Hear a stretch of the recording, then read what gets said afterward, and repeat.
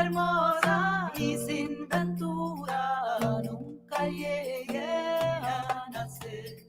Ella hermosa y sin ventura nunca llegué a nacer.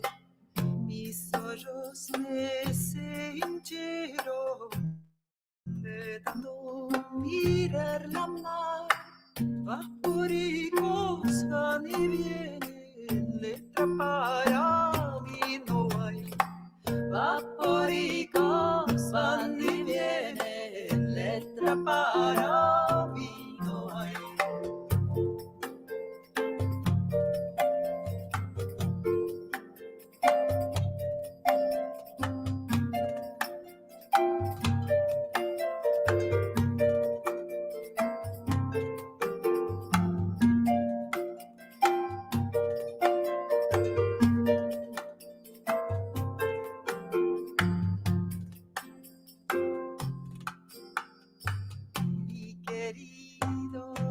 Hermoso, dos taras tiene con él, la una que arrollaba dos, la otra que echa pez. La una que arrollaba dos, la otra que echa pez. Mi querido es alto y vano y una vara de expander. Mi madre hizo cola, lo metió a detener. Mi madre hizo cola, lo metió a detener. La, la, la, la.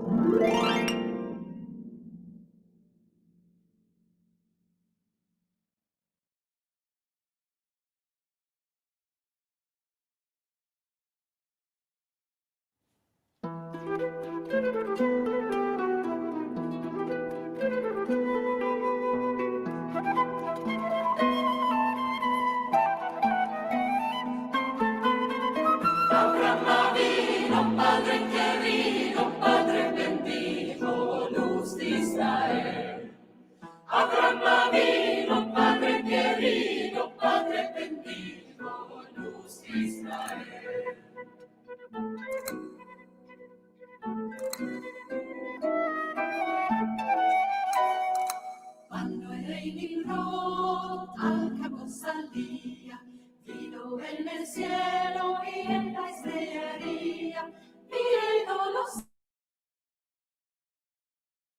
en la judería que había de nacer Abraham había.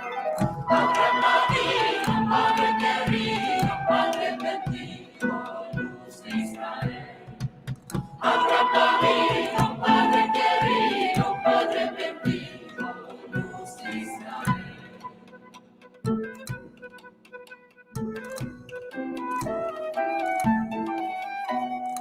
La mujer de tierra de nada, día en día ella preguntaba, ¿qué tiene la cara tan demonada?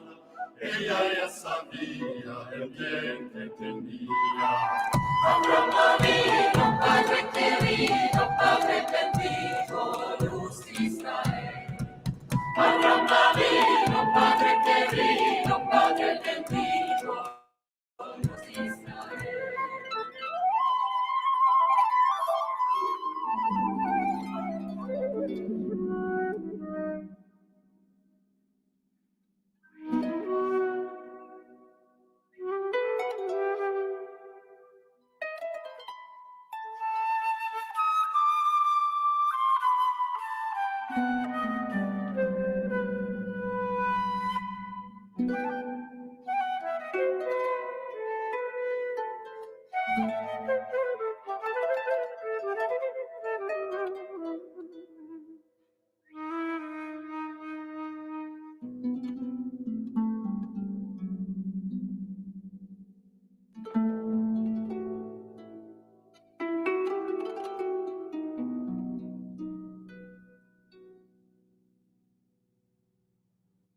Los 9 meses pariquería y caminando por campos en viñas y a su marido no le descubría, topó una mara y parería.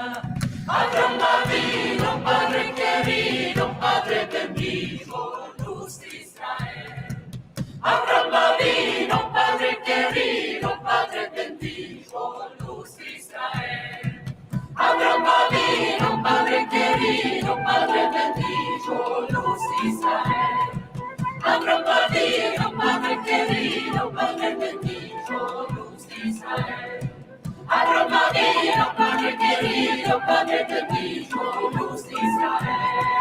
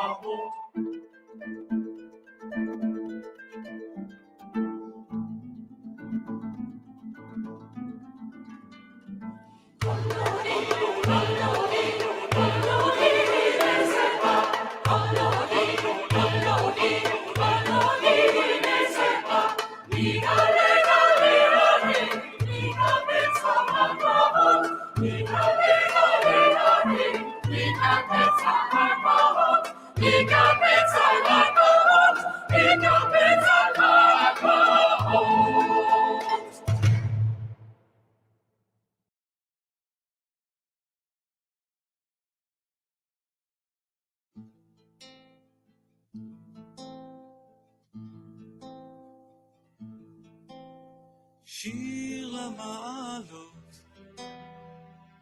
אשא עיניי אל ההרים, מאין יבוא עזרי,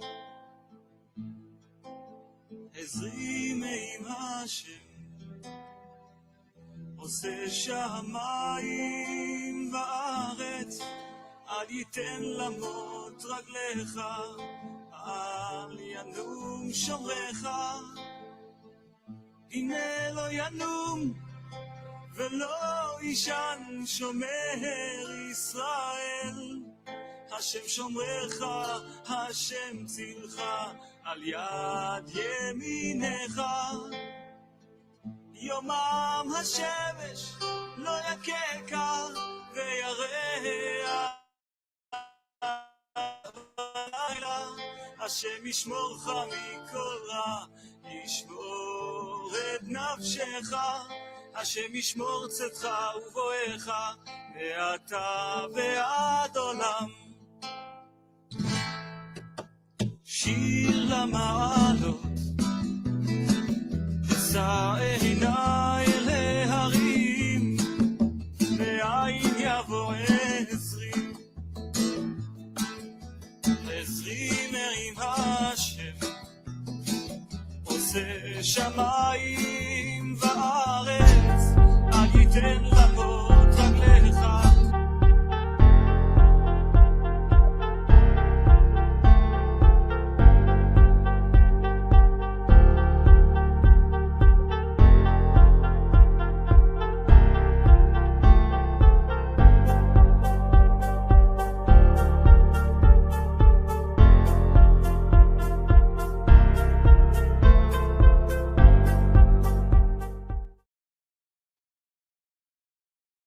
Okay, Shabbat Shalom, everybody. Shabbat Shalom. This is Hakham Melech ben Yaakov of the World Alliance of Qara'im, and we are going to have our weekly Torah study.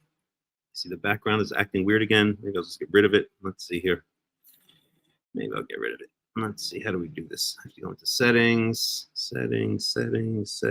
There we go. Settings, background, virtual background. I'll just do that. That's better. That's a little bit weird, but okay, good enough. Okay, so let's try this one instead. That one usually works better. Okay, whatever. So 1 second here. Right, so welcome to the Torah study. And can you guys hear me okay? Can everybody hear me? So I have some fans going on in the background and all of this kind of stuff. So let's do a sound check first. I'm going to move position because the background is weird. Hold on a second. 1 second. It's going to move over, drop. It should be better. Okay. I think it's better. Okay. Can you guys hear me? Good. All right. So I'm coming to you from the settlement of Tekoa in Yehuda Shomron, specifically in the mountains of Judea, and what some people might call the West Bank. But for those of you who know in Israel, who live in Israel, or who know about Israel, know that it's the anti-Israel people that call it the West Bank, because it implies the West Bank of the Transjordan territory, meaning the West Bank of the Jordan River, which the Jordanians originally claimed was theirs. And in Israel, people who believe in the land of Israel, and the full land of Israel, never call it the West Bank. We call it Yehuda and Shomron, Judea and Samaria. And this part that I'm in, Tekoa, is in Judea. And in fact, Tekoa is the birthplace of the prophet Amos. The main street, Amos, the main street in the settlement is named Rehov Amos Street. And yeah, it's very nice here. It's kind of like a suburban place these days. I don't know if I'm going to stay here and live permanently, but this is where I am staying for the moment while I try to figure out a more permanent situation since I've come back to Israel, which has been just about just over a month ago. And so yeah, it's kind of nice out here. It's kind of suburban. I don't have to deal with all the Jerusalem traffic, Jerusalem noise. Jerusalem has really, it's really gotten built up a lot, and I don't think that's a good thing. Actually, it's crowded. There's a lot of honking. There's a lot of traffic. Prices are extremely expensive, and so I do not want to live in Jerusalem. That is 100% for sure. But I want to live perhaps near Jerusalem or possibly elsewhere, possibly up north. We shall see. So the weather here I think the high today was about 90 degrees, sunny. It's always sunny, basically in Israel from about, I would say April 15th through about October 15th, more or less. It's always sunny. There's no such thing as rain, and there are very few clouds, and most of the days, or many of the days, there's literally not a single cloud in the sky, because Israel has the rainy season and it has a dry season. The rainy season is approximately from Sukkot to Passover, and the dry season is approximately from Passover to Sukkot, more or less. You can, around the edges, you can get some raininess past April 15th, but not much. And you can get some raininess before October 15th, but usually not much. So every day in the summertime is pretty much the same in Israel. It's usually in the 80s or the 90s. It's usually, it's always sunny, maybe partly cloudy at the most. And on many days, you'll be hard pressed to find even a single cloud in the sky. Very typical Mediterranean climate, which makes sense because we're on the Mediterranean. So, okay. So all of that being said, let's see. Are there any announcements that I need to make? No, nothing in particular this week. Still trying to figure out, where I'm going to be living more permanently here in Israel. I am very much interested in setting up Karaite communities here in Israel, and so when that is meant to happen, it will happen. And more details on that when the time comes. Okay, so we're gonna dig right in. So I was reading through the book of Proverbs, and I came across one of my favorite chapters, and I thought we'd go through it a little bit because it's very interesting for a number of reasons. So I'm going to bring it up here. 1 second. So this is Proverbs chapter 30. It's the second to last chapter in Proverbs. Proverbs 31 is the famous Eshet Chayil, Woman of Valor poem. And chapter 30, as we shall see, are the sayings of someone named Agur ben Yakeh. Agur ben Yakeh, who I don't think we've ever heard of. I don't think he's mentioned anywhere else in the Tanakh.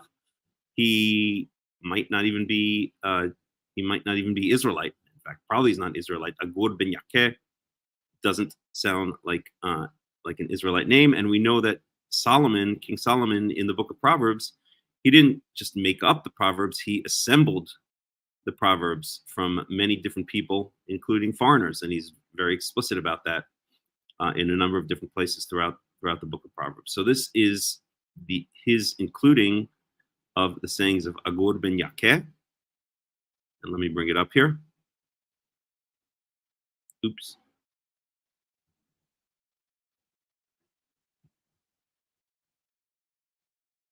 No, we want to do it this way. There we go. Boom. There we go.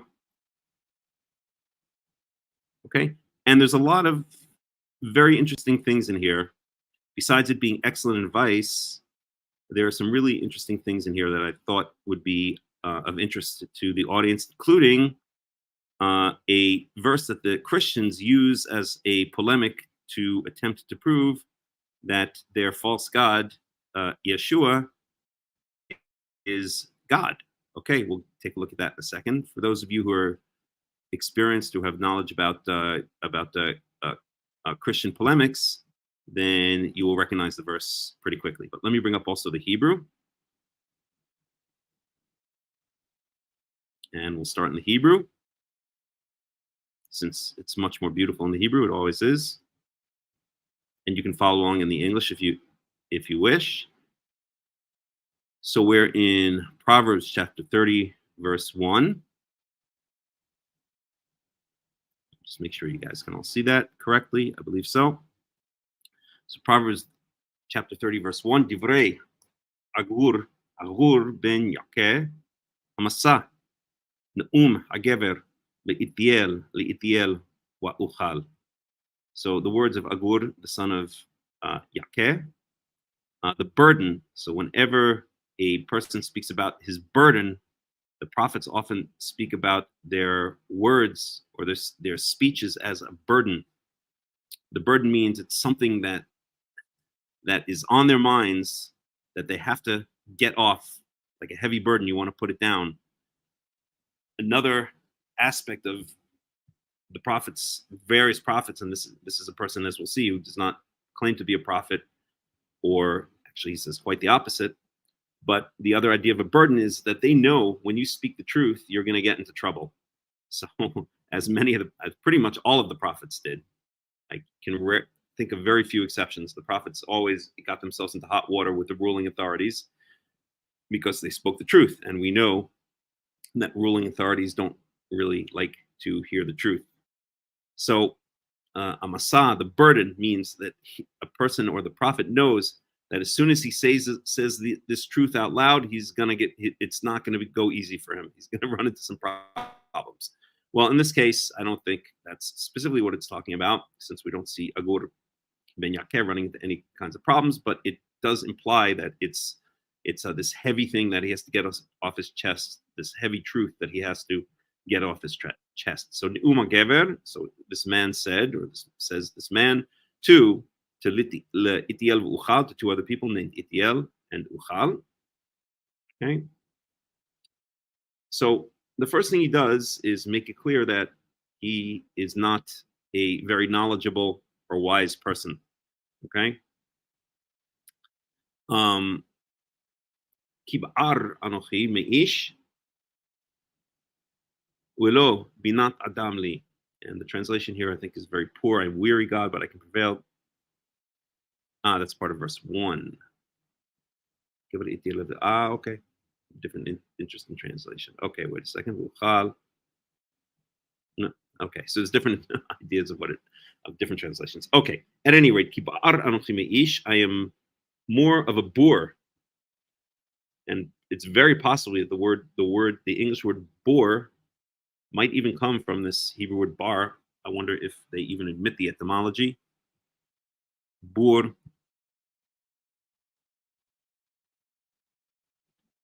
Let's see, just out of curiosity. Boor. Etymology. So boor. Boer farmer. Okay, that's what they say. All right, I don't know. At any rate, a ba'ar is like a stupid person, like a thick, dense person who cannot perceive wisdom. Me'ish velo binat adam li, and I do not have the intelligence of most human beings. Literally, it says I don't have the understanding of a man. So he's immediately humbling himself and saying, listen, I'm basically a moron, but I do have something to say.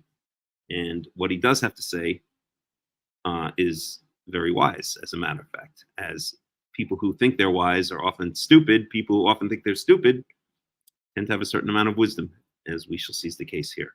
Okay? Verse 3, and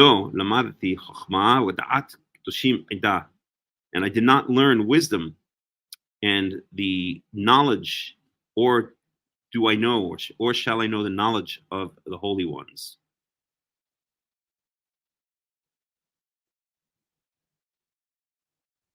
Here they translate it as holy one, but I don't think that's a correct translation. Okay, and here we have in verse 4,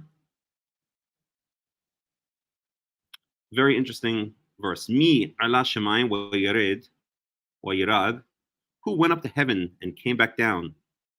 Mi asaf ruach b'chofnav, who has gathered the wind in his fists, in his hands. Mi tarar mayim basimla, who has gathered up or held the water in his garments. Mi hakim kol afsei aretz, who has established all of the ends of the earth. Mashmo mashem beno kiteda, what is his name and what is his son's name, if you should know. And there's our Christian polemic. We'll get to that in a second. We'll talk about that in a second, and we'll see why the Christians are completely wrong in using this as a polemic. And in fact, it makes them seem stupid and unknowledgeable of the Tanakh, which of course they are. For the most part, I wouldn't say that. There's some very knowledgeable Christians, but they see it through, just as the rabbinical Jews see the Tanakh and the Torah through the eyes of their rabbinical Judaism, so the Christians cannot help but see the Tanakh and the Torah through the eyes of their Christian spectacles. At any rate, let's get to that in a second. Let's just translate here. Who has gone up to heaven and came back down? Who has gathered the wind in his fists? Who has held up the water in the waters of the sea in his, or maybe even the seas in his garment? Who has established all of the ends of the earth? What is his name and what is his son's name, if you should know? Okay, so what is Agur ben Yakeh actually saying here? Okay, he's saying that no human being has done any of these things. Okay, nobody has gone up to heaven and come back down. Nobody has gathered the winds in his fists, in his hands. Nobody has taken the sea and wrapped his garment around it. no human being has established the ends of the earth, the pillars, the extremities of the earth. In other words, set up all the earth from north to south to east to west. Okay. And if you can find such a person, tell me what his name is and the son and the name of his son. And why does it say tell me his name and the name of his son? Because it's the way people identified themselves in ancient Israel. Okay.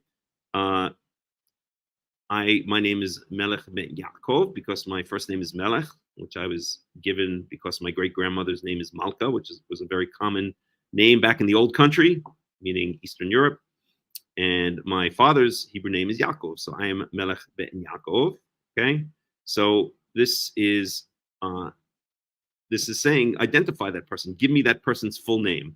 Now, of course, it doesn't say what is his name and what is his father's name, which is the way that people are typically identified in the Torah, but it doesn't matter. It's the same idea here, and we know that among the surrounding Arabs, or as a very good friend of mine says, they're not Arabs at all. They're Arabized Levantines because they're not really of Arabian descent. They're God knows what, all the leftover dreck of whatever nations happen to be around here. Some Arabs, maybe some leftover Canaanites, some of the 7 nations, even probably some Israelites mixed in with the quote unquote Arabs.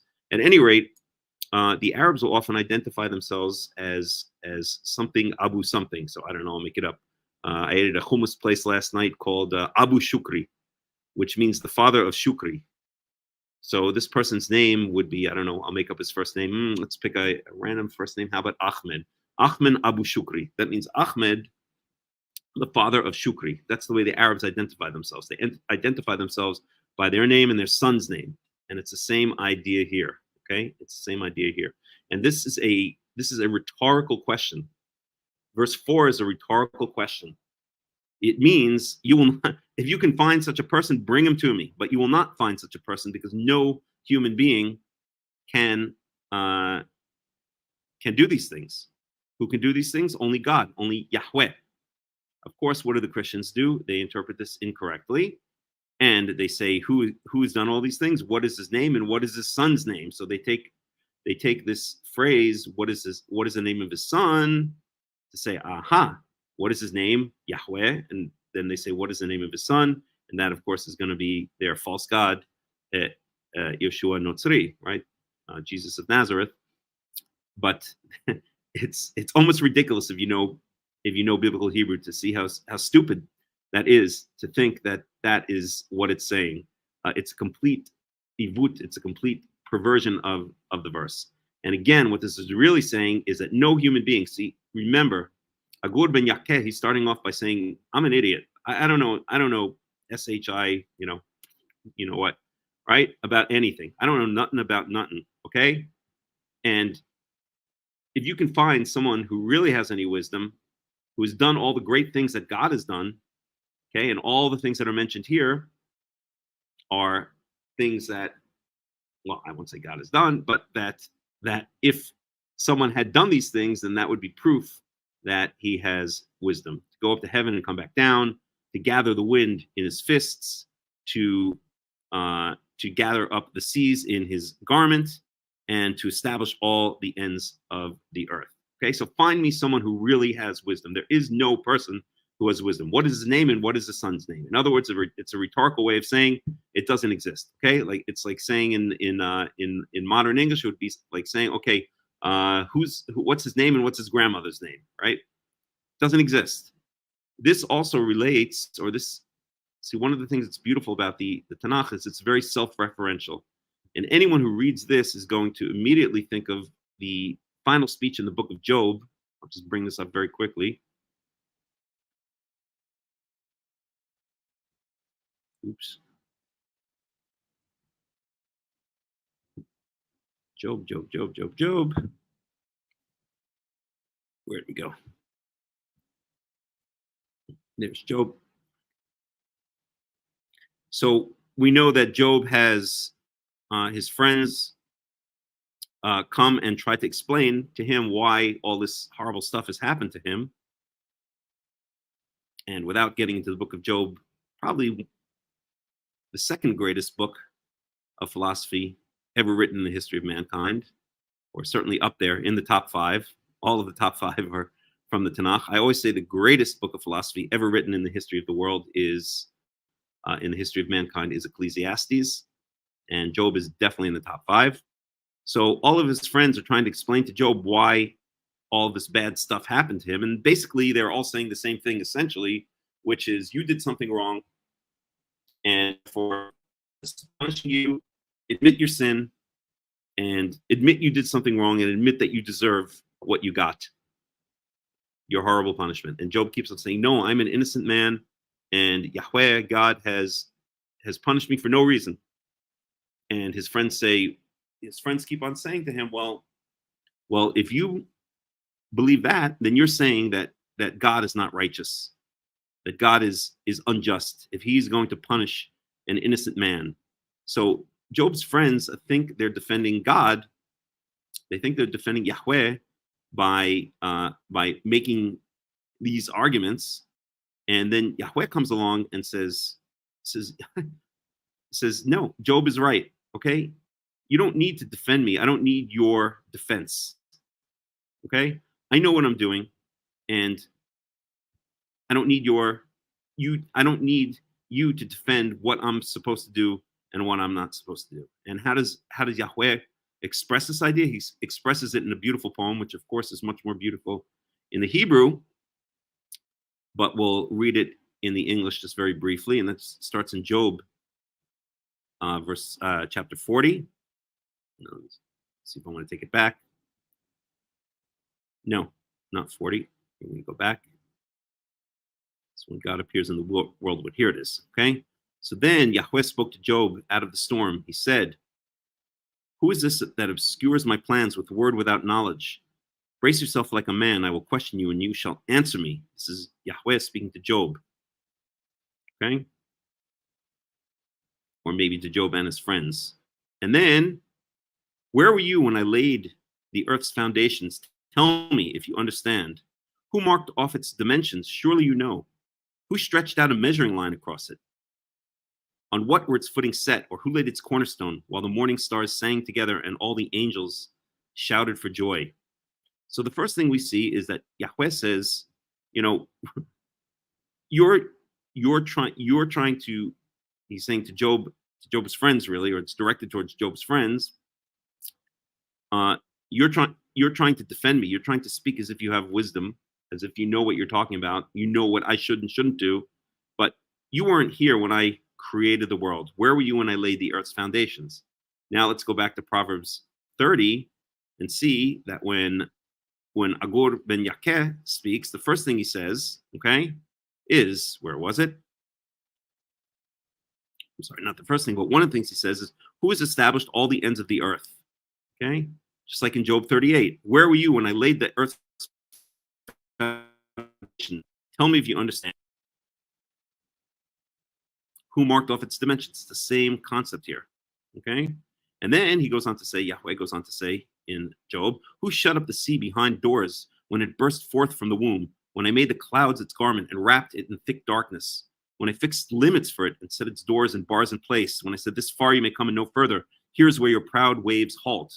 In other words, Yahweh separated the sea from the land. We see that in Genesis, right? In Genesis chapter 1, that in day 2, was it? If I remember correctly, I believe day 2, let's just check. So I don't sound like an idiot. It doesn't matter. I think it's day 2, but I could be wrong. Okay, that he separates no, maybe it's not day 2. It doesn't matter. One of the days, I have to remember the order now, right? That he separates the sea from the dry land. Okay, so this is referring back to acts of creation, laying the earth's foundation, setting the distinction between the sea and the dry land, except it's being stated poetically here. But if we go back to Proverbs 30, when Agur ben Yakeh speaks about this theoretical wise person who knows something on this earth, one of the things he mentioned is who has wrapped up the waters, and it really means the waters of the sea, in a cloak. In other words, taken all the waters of the sea and been able to contain them, right? It's the same thing we see here in Job 38, and it's the same thing we see in Genesis 1 in the creation stories, in the creation story. And then he goes on, have you ever given orders to the morning or shown dawn its place, that it might take the earth by its edges and shake the wicked out of it? And on, a very beautiful poem, okay?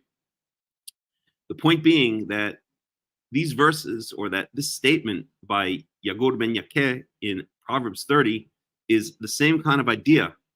It's the same kind of idea that's raised here in Yahweh's speech to Job and to Job's friends when Yahweh says polemically, once again as a polemic or rhetorically, who of you, in other words, who of you, Job's friends, have been able to do all these things? Answer: nobody. There is no human being that could do all of these things. The only one who could do all of these things is Yahweh, is me. I don't mean me, I mean Yahweh is speaking here, is me, is myself, Yahweh, and no human being could do it. Therefore, Job and Job's friends, specifically Job's friends, you have no business telling me what I should do and what I shouldn't do. And the speech essentially goes on to say, Job is right, you were wrong, okay? Yes, I punished an innocent man. Job is right, he was 100% innocent. Why did I punish him? I have my reasons for doing things. I don't have to explain myself to anybody. And I certainly don't have to explain myself to you guys. It's very nice for you guys to defend me by saying that Job is wrong, and therefore you think you're doing me a favor by defending me. But the fact of the matter is, Job was right. He was a completely innocent man, and I punished him anyway. I punished him horribly. Why? I don't have to explain myself. I have my reasons. That's it. Okay? And that doesn't in any way, shape, or form mean to imply that Yahweh is somehow vicious or sadistic. No, whatever his reasons were, they were for Job's good, is the implication as well. Job had to go through that, just as we all know in our own lives there are certain things that we've had to go through and have to go through to make ourselves, to increase our character, to basically get closer to our true selves.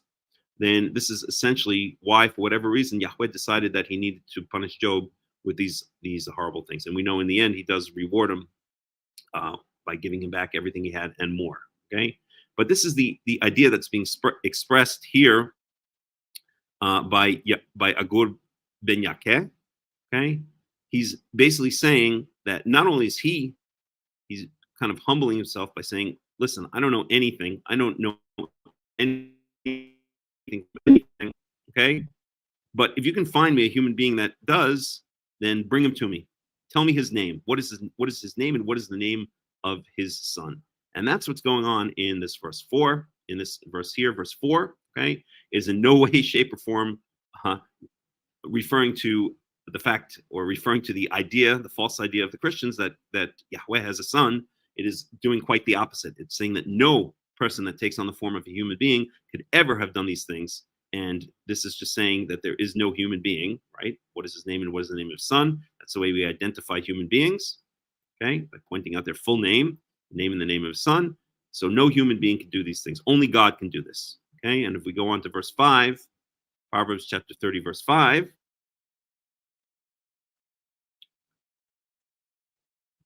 okay?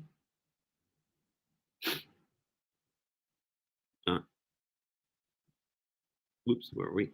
Imrat Eloha, Srufa, Magenhu lechosim bo. So every statement of God is tzaruf, is burnt clean, pure, they translate this here. Magenu lechosim bo, he's a shield to those who take refuge in him. Al tosif al divarao pen yochiach b'cha wanich zavta. Do not add to his words, lest he rebuke you and you are brought to ruin, or you are here they translate this, kazav, found a liar. That is a good translation, actually. Okay, al tosif al divarao, don't add to his words, right? This is very important for us Karaites. We know that we're not supposed to add to the Torah nor take away from the Torah. And this is one of the things that's mentioned here. Al tosif al divarao, do not add to his words, okay?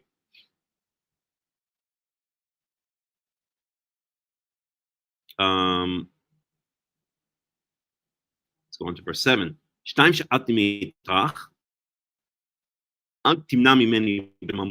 things I ask of you. Okay, and who is he asking of? He's now asking of God, these two things. Okay, 1 second here. Yes, two things. And do not deny them to me before I die. Verse 8, Shav u'davar kazav harchek mimeni. Vanity or false words and lying words keep far away from me.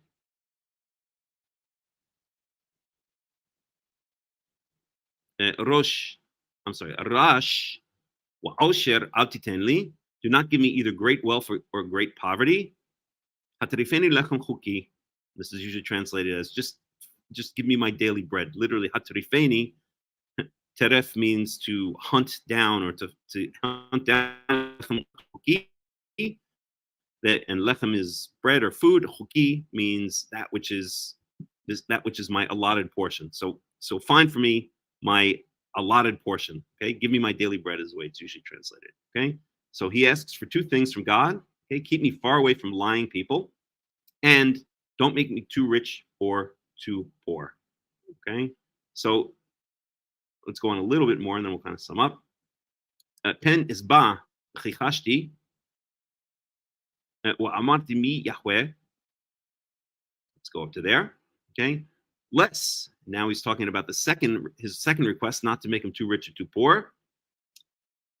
Pen is ba wa chichashti wa amarti mi Yahweh. Lest I become satiated, lest I become fat, and I deny you, and I say, "Who is Yahweh?" Okay. If I become too fat, I'm going to forget that you even exist. I'm going to think that this is all brought to me by my own hand, or I won't even have to rely on you because I think my riches are going to allow me to rely on myself or have given me my wealth. Okay, we see this is very common. There are other similar verses in the Tanakh which relate to this very idea. For instance, Israel became fat and kicked away God. Okay, or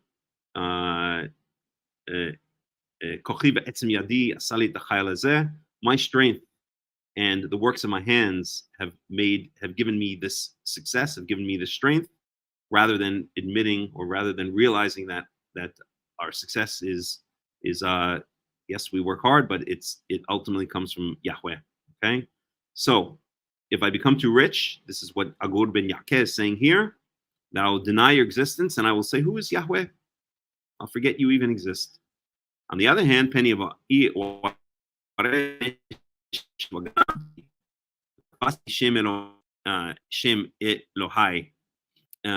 lest I become too poor and I'm forced to steal, but tafasti shem Elohai, and I embarrass.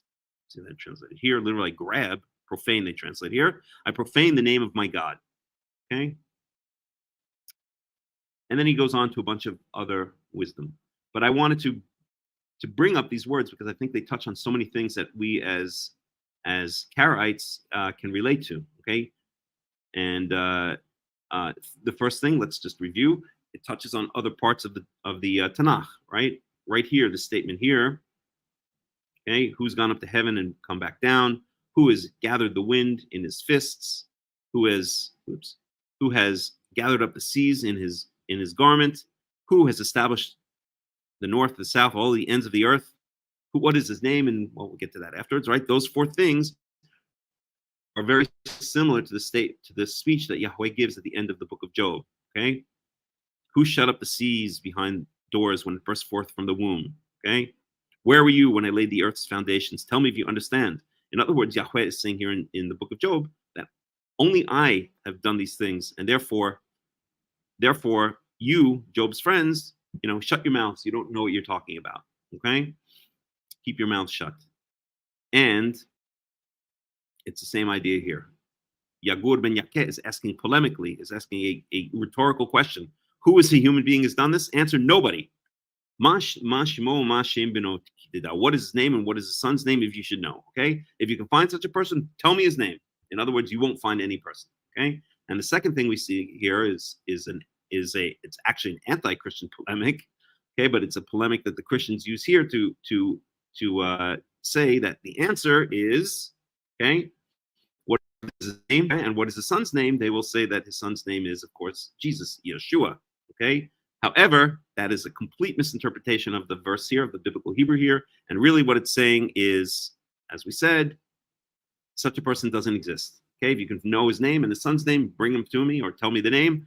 But rhetorically speaking, the answer is no such person exists. Okay, so whenever the Christians want to bring up to you that this proves, quote unquote, proves that this is speaking about the Yeshua Notzri, HaNotzri, Jesus, then you can point out to them what this verse is really saying. Okay, and then the other thing we saw is that in verse 6 it says Al tosif davarau pen yochech becha v'nichzavta. Okay, don't add to his words. Don't add to his words. Don't take away from his words. Okay, that also is very important to us as Karaites. We know that the rabbis have vastly added and taken away from his words. Particularly added, they think they're more pious by adding, but adding is just as bad as taking away, and they've made a complete mess. They've made a complete mess out of the Torah, which is why nobody in Israel wants anything to do with it, and nobody in Israel wants anything to do with them.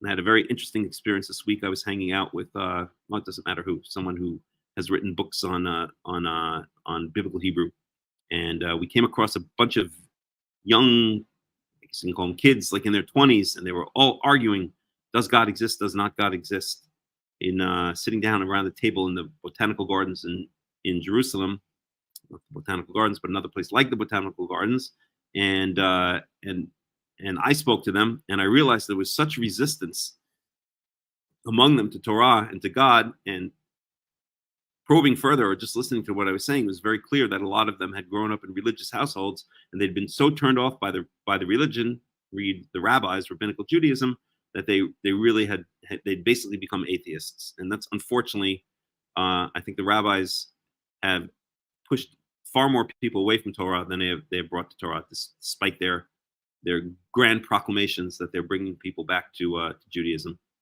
I don't think that's the case. Even among the Haridim, I don't think it's the case. I think there are many, many Haridim who are chomping at the bit to just get out of Haridim, meaning the ultra-Orthodox, who are just chomping at the bit to get out of that lifestyle altogether. Okay, so that is that. That is our little foray into Proverbs chapter 30. And now, any comments, any questions before we go on? Anybody have anything to say?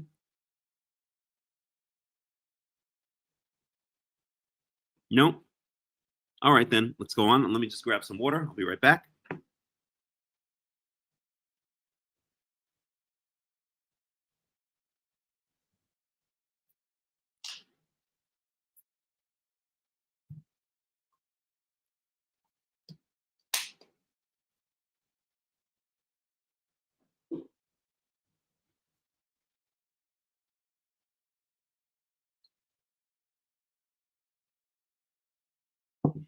Okay, so then we're going to get into Leviticus chapter 15.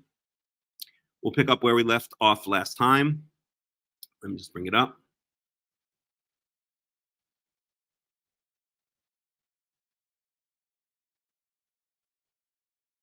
So if you remember, we were speaking about discharges from the male member, aka the penis, and I won't use that word because I want to be very explicit about what we're talking about here, because we're also going to be speaking about the female member. But let's just read through it very, very quickly, just in the English with zero commentary, okay? Just so we can get back into it, okay? So Yahweh, so in Leviticus chapter 15, it's going to read up to where we were in the English. Yahweh said to Moses and Aaron, speak to the Israelites and say to them, when any man has an unusual bodily discharge, such a discharge is unclean.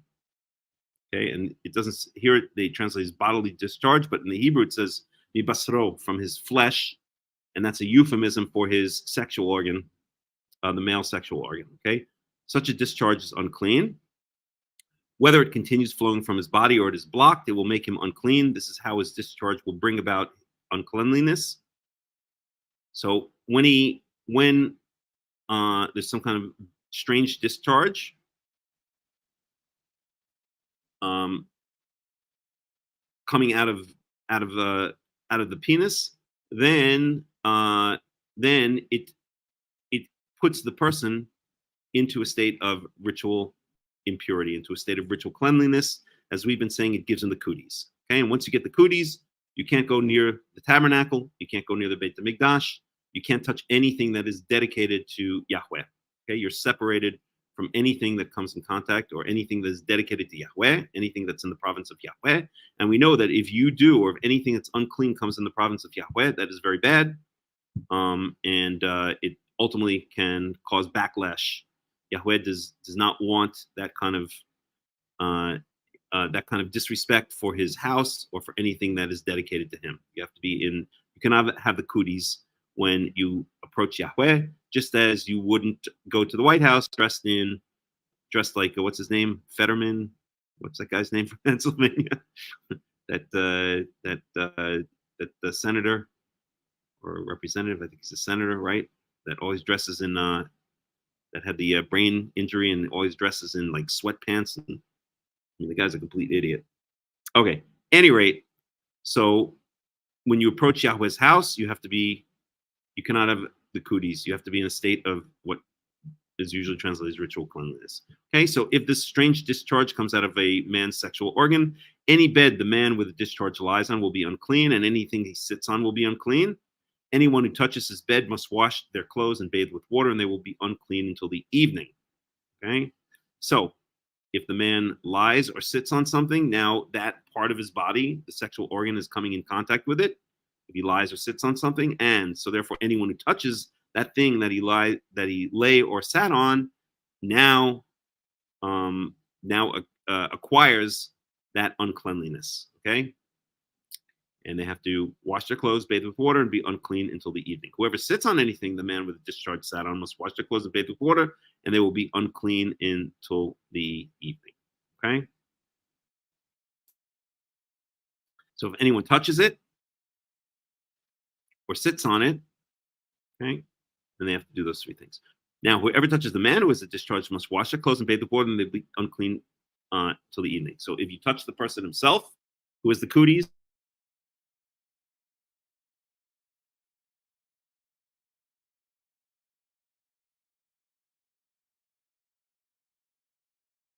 and if you touch that which he sat or lie on, then you also have to do those three things. Okay? If the man with the discharge spits on anyone who is clean, they must wash their clothes and bathe with water and be unclean until the evening. Everything the man sits on when riding will be unclean. We're talking about a saddle. In other words, if he's riding on a horse or a donkey.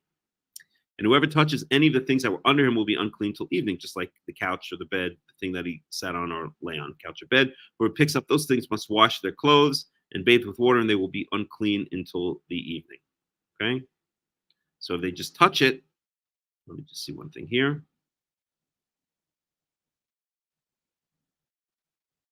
Okay.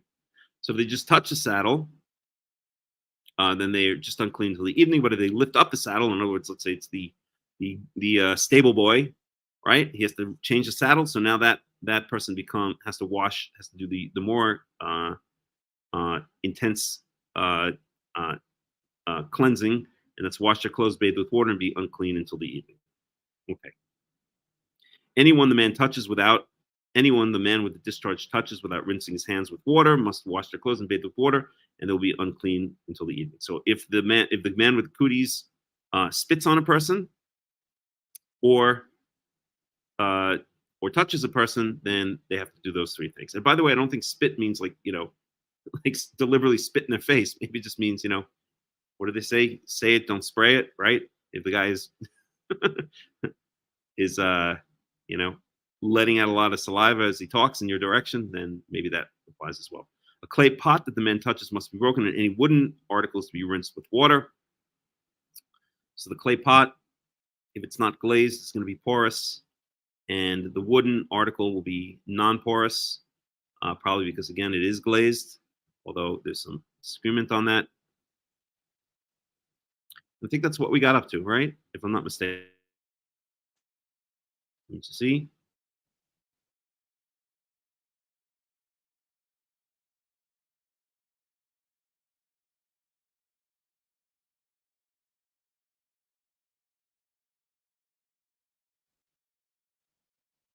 One sec.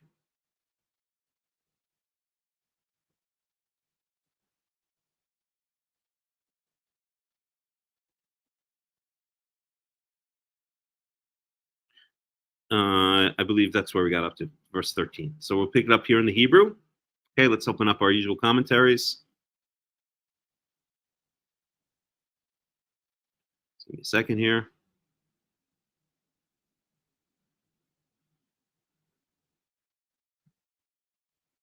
Let's start with that. We can open up other ones if we need. So we're in Leviticus 15.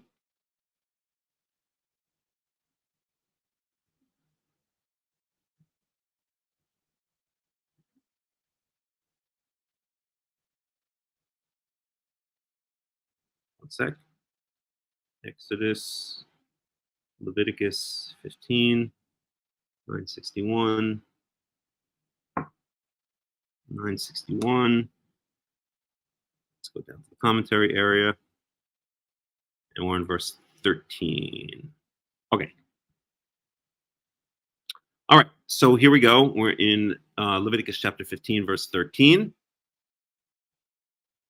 The discharge is some sort of sickness. It's some kind of, it's some kind of sickness. Again, I'm not an expert in sexually transmitted diseases, but if I'm not, thank God, but if I'm not mistaken, I don't know, one of them is syphilis or gonorrhea, or one or more of the sexually transmitted diseases. One of the symptoms is that you have the weird discharges from your male sexual organ. So yeah, it's some kind of sickness. Exactly. Something ain't working right down there. Okay. All right. So now these first 12 verses explains how the person gets into the state, how the man gets into the state, and the effect it has in spreading the cooties to other people, to other things, and through those other things to other people, or directly to other people. Okay. And now, as we saw in chapters 13 and 14, when we spoke about tzara'at, when we spoke about quote unquote leprosy, there also has to be a way for the person to get out of his state of impurity. So let's find out how that happens. That's now in verse 13. We're going to start. Okay.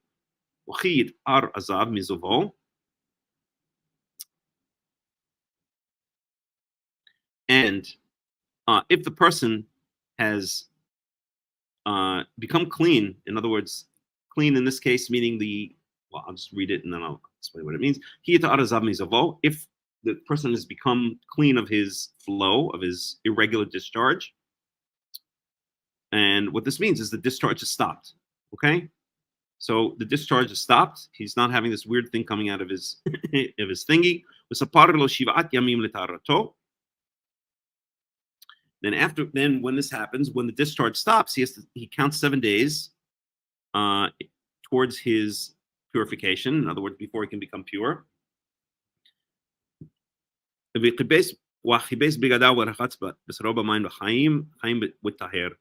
after those 7 days, he washes his clothes. He washes his body in b'mayim chayim, in running water, or sometimes it's understood as potable water, drinkable water, as opposed to salt water. I think it really means running water, like a river, a stream. Okay, because the running water is going to wash these cooties away. Okay, after the 7 days. Okay, and he's now reached the state of purity. And on the 8th day, and we saw this again with the tzara'at, with the mitzurah, with the one who had quote unquote leprosy. Okay, there was a 7-day cleansing period, and then on the 8th day, now the person is clean. Now he's returned to his state of cleanliness. He's gotten rid of the cooties. Now he can bring sacrifices. While he still had the cooties, he could not bring the sacrifices because you're not allowed to go to the tabernacle / temple when you have the cooties. Okay, so there's a 7-day cleanse. So again, what's happening here is very similar to the tzara'at, although tzara'at was more complex. Okay, the flow stops once this strange discharge stops, this irregular discharge stops. Then he counts 7 days. At the end of the 7 days, he washes his clothes, takes a bath, bathes all of his body in living water, in running water, and he's now gotten rid of the cooties. Then on the 8th day, now that he's gotten rid of the cooties, he's going to take 2 birds, either turtle doves or pigeons, young pigeons. Okay, Again, very similar to the cleansing for the mitzvah, for the person who had leprosy. And he's going to come before Yahweh to the entrance of the tent of meeting, which we've said many times means in the courtyard near the altar of animal sacrifice. Okay. Unatatem el kohen, he gives these two birds to the kohen. And the kohen prepares them, one as a, turn off the AC. It's a little bit cold in here.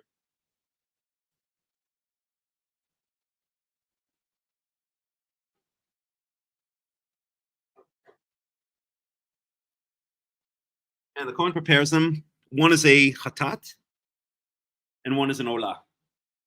Okay, so why a chatat and an olah? Well, chatat, as we said, again, while it's usually translated as a sin offering, we have said many times that that's a poor translation, and we're translating as a atonement for inadvertent or recompense for inadvertent sin.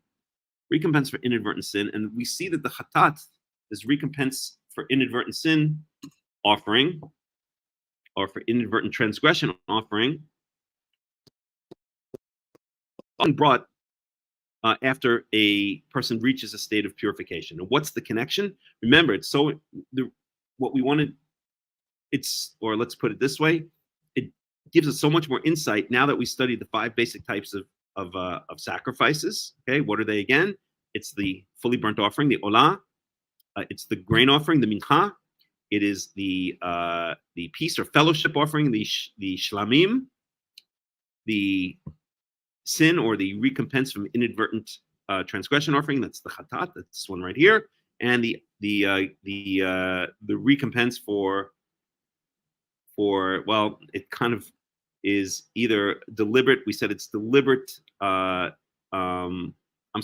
Inadvertent financial crimes against the temple, or deliberate financial crimes against other human beings. We also saw some other points of it as well, but it seems to be things that are not related to, hold on a second, I'm just going to turn the fan in my direction. 1 second.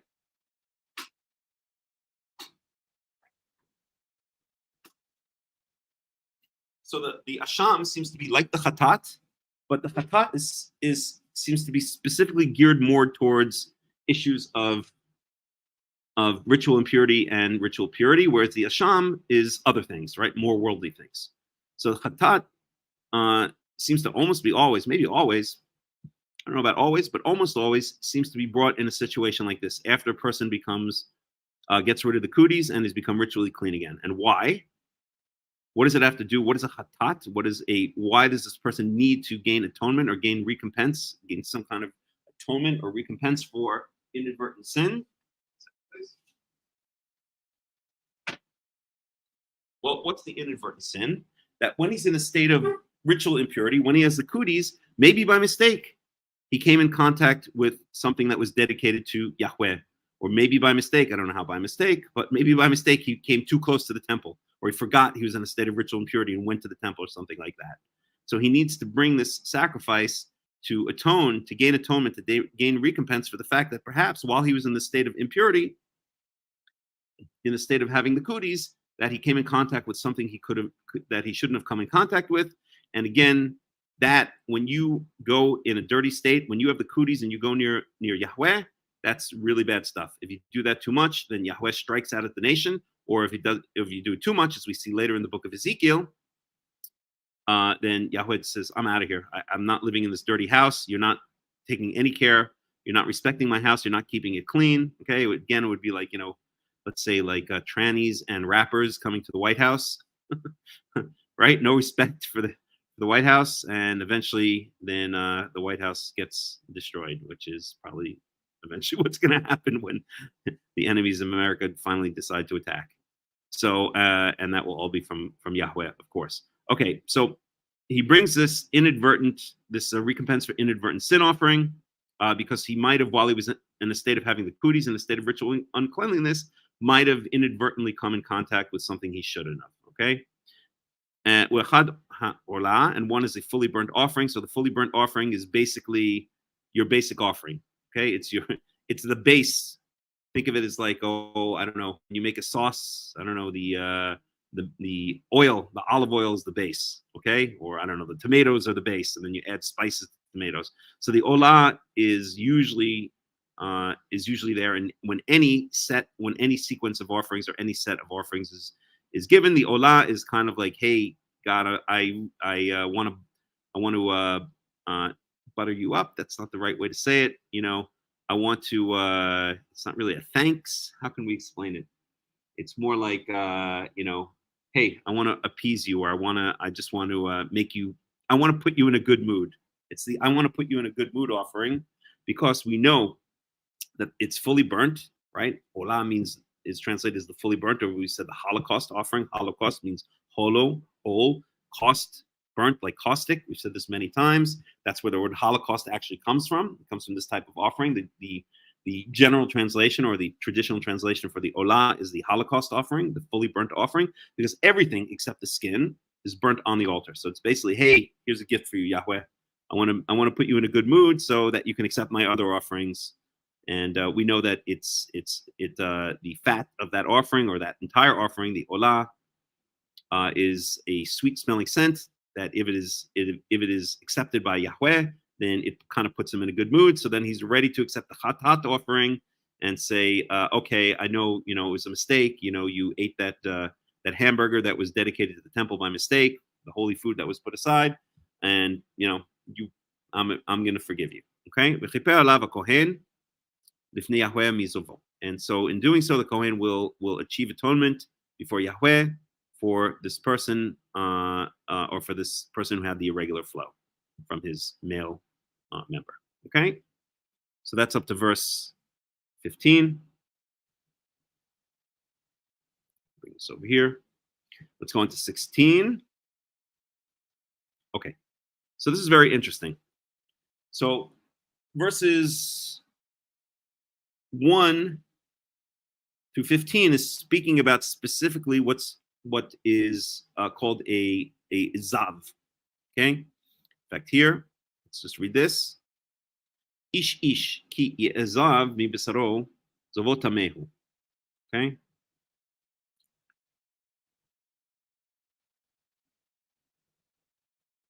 So any person who has a discharge, a flow, zav, as we mentioned, is perhaps most famously known in the Tanakh in the phrase zavat chalav u'dvash, flowing with milk and honey. A land flowing with milk and honey is what Israel is referred to as. And it's the same word, zav, so it means a flow. I think Robert Alter translated it as a flux. Hold on.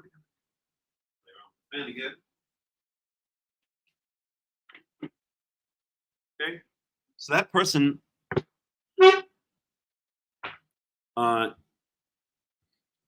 has something flowing. A zav has a discharge from his flesh, but flesh, mi basro, means his flesh, his flesh, but it's a euphemism again for his male sexual organ. Okay. My point being that the word zav, whenever we see the word zav, whether it refers to male or female, it's speaking about an irregular discharge, and we're going to get to the analogy in females. Okay, so let's talk about male and female anatomy. Let's talk about the birds and the bees for a second, in case your mom and dad didn't give you the speech when you were like 13 years old. Okay, so normally, and again, we're talking about in the context of sexual function. I'm not talking about the other thing that comes out of the male and female sexual organ, which is urine. We're not talking about that at all. We're talking about here in the context of other things. So when a male is functioning correctly sexually, then what's going to come out of his male organ, out of his penis, is going to be semen, right? When it's functioning incorrectly, then there's going to be all kinds of strange discharges. Okay. In the case of a female, when the female is functioning correctly, then what is going to come out of the female sexual organ once a month is going to be the blood, the leftover of her menstrual cycle, right? She's going to have her period, and blood and whatever other, I think the technical term would be gunk, comes out of there, is going to come out. That's normal sexual functioning for female. Okay, and then if something is not working correctly, and that's going to happen once a month, right, for about 1 week. But if something is not functioning correctly, then we're going to see, and we'll talk about that down below, then we're going to have the female analog, the female analogy or the female equivalent of the zav, which will be a zava, and that'll be an irregular discharge coming out of the woman's vagina. Okay, so we have irregular sexual functioning for the man. That's from here down to here, where you have a strange discharge. Okay, some kind of pus coming out of there, or some kind of weird liquid coming out of there. Okay, thick, viscous liquid. And then you have here, and it's much shorter, it's only a couple of verses. Here you have the regular functioning, sexual function of the male, where semen comes out of the male's penis. I don't need to go into all the details, you guys all know. Okay, but that's what we're talking about here. And then we're going to get into the female equivalent, okay, which is going to be the zava. This is going to be a regular discharge from the vagina, okay, and that goes down to here. And where is it? Okay, but maybe it's in a different chapter. Actually, it might be in upcoming. No, it's got to be in here somewhere. But at any rate, then we're going to talk about the non-irregular functioning of the female. In other words, she having her monthly period. Okay, so obviously, in the case of the male, if something weird is happening, then you have a much more complicated situation. Okay, so then you wait for it to stop. The male waits 7 days. Then he brings a sacrifice, 2 birds, 1 sin offering, 1 burnt offering. Okay. In the case of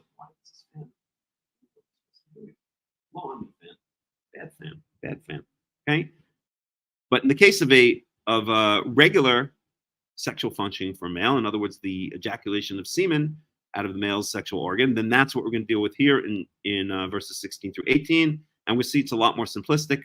And we're also going to see, well, let's read. Okay. Verse 16, and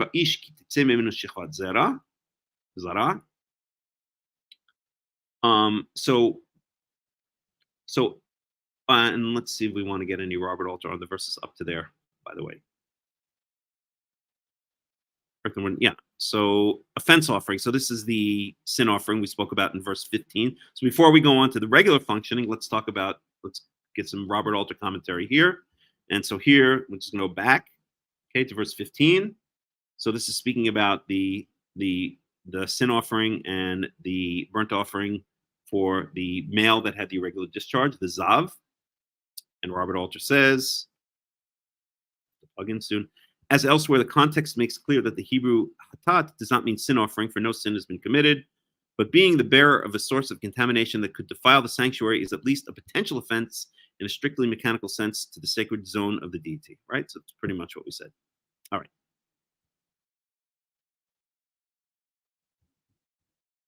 So, okay. We'll read this comment in a second. So verse 16, so any man out of whom comes a shichvat zara, and this, so as Robert Alter is going to point out in a second, the word shichvat, the underlying root is shachav, which means to lie down, okay, and the act of lying down, or the act of sexual intercourse, is often called throughout the Torah mishkav. Okay, mishkav means the act of lying down. It's a euphemism. Again, the Torah often, when it speaks about sensitive things like sexual functioning, will often use euphemisms. So shachav really means just to lie down. Like if I lie down to sleep at night, I lie down in my bed. It doesn't have any sexual implications. But when the context is sexual functioning, as it is here, okay, then the word shachav, then the word to lie down means to lie down with a woman, or it actually, or it can, as we'll see in chapter 18, it could also be speaking about the illicit sexual actions, such as lying down with another man or with an animal. Okay, but the basic idea, if the context is not speaking about something deviant, then the context here is lying down with a woman. In other words, sexual intercourse with a woman, and it specifically refers to sexual intercourse. Okay, so again, without getting too graphic, no, there's no need to. Okay, it's referring to sexual intercourse with a woman, or it's referring to the emission of semen. Okay, in this case. Okay, So ve'ish kitetzeh mimenu shichvat zara, because here the implication is, okay. So the implication is not necessarily having relations with a woman. The implication is that there's a release of semen from the man's sexual organ. Okay, however that may occur.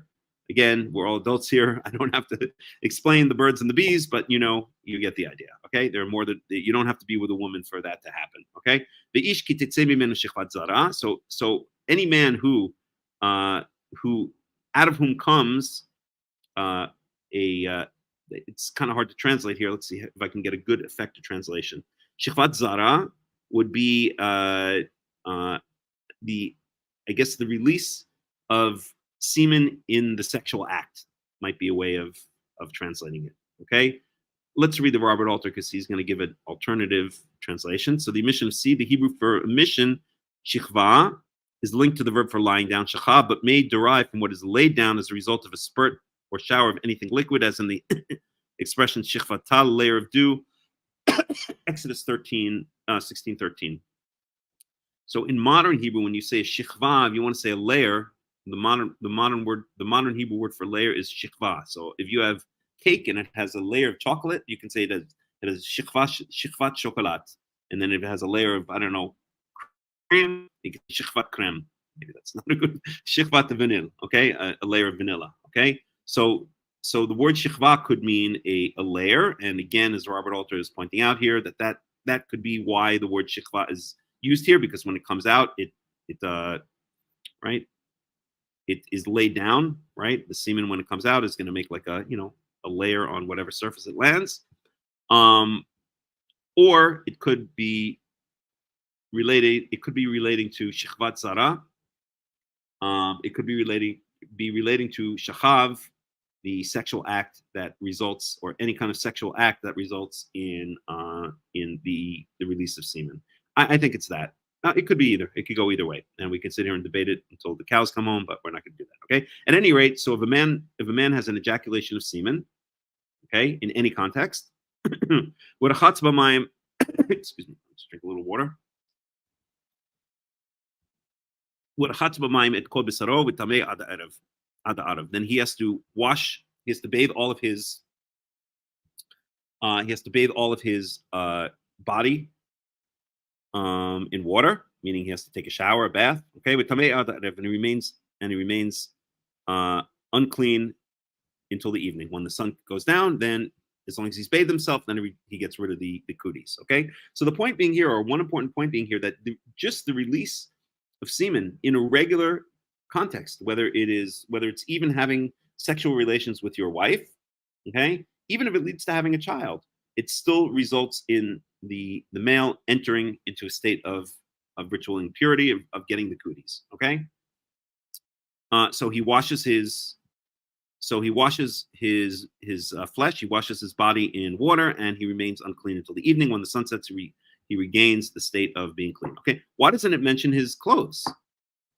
Okay, I don't want to get too explicit here, but I think this is important and interesting. Okay, the reason that it doesn't mention his clothes is because, are you usually wearing clothes when you're doing this stuff?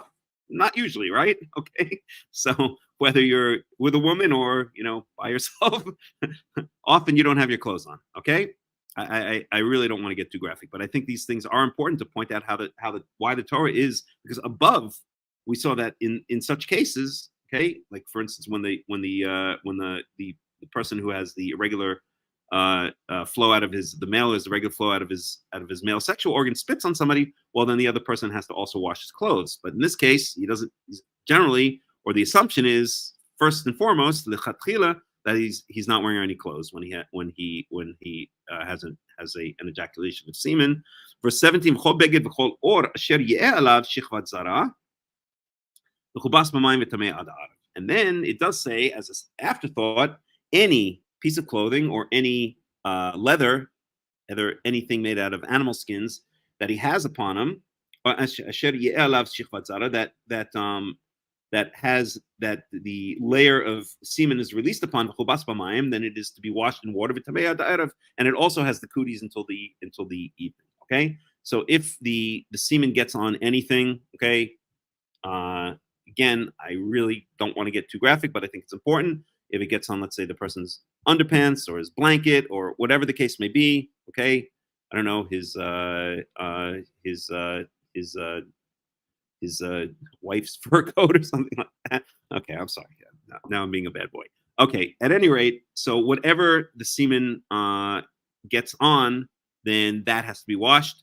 And once it's washed, then it has the cooties until the evening. Okay, but again, it's interesting that that's an afterthought, unlike above where it's not an afterthought. Okay, because the initial assumption is that the man is not going to be wearing any clothes when he has this release of semen. Okay, verse 18. And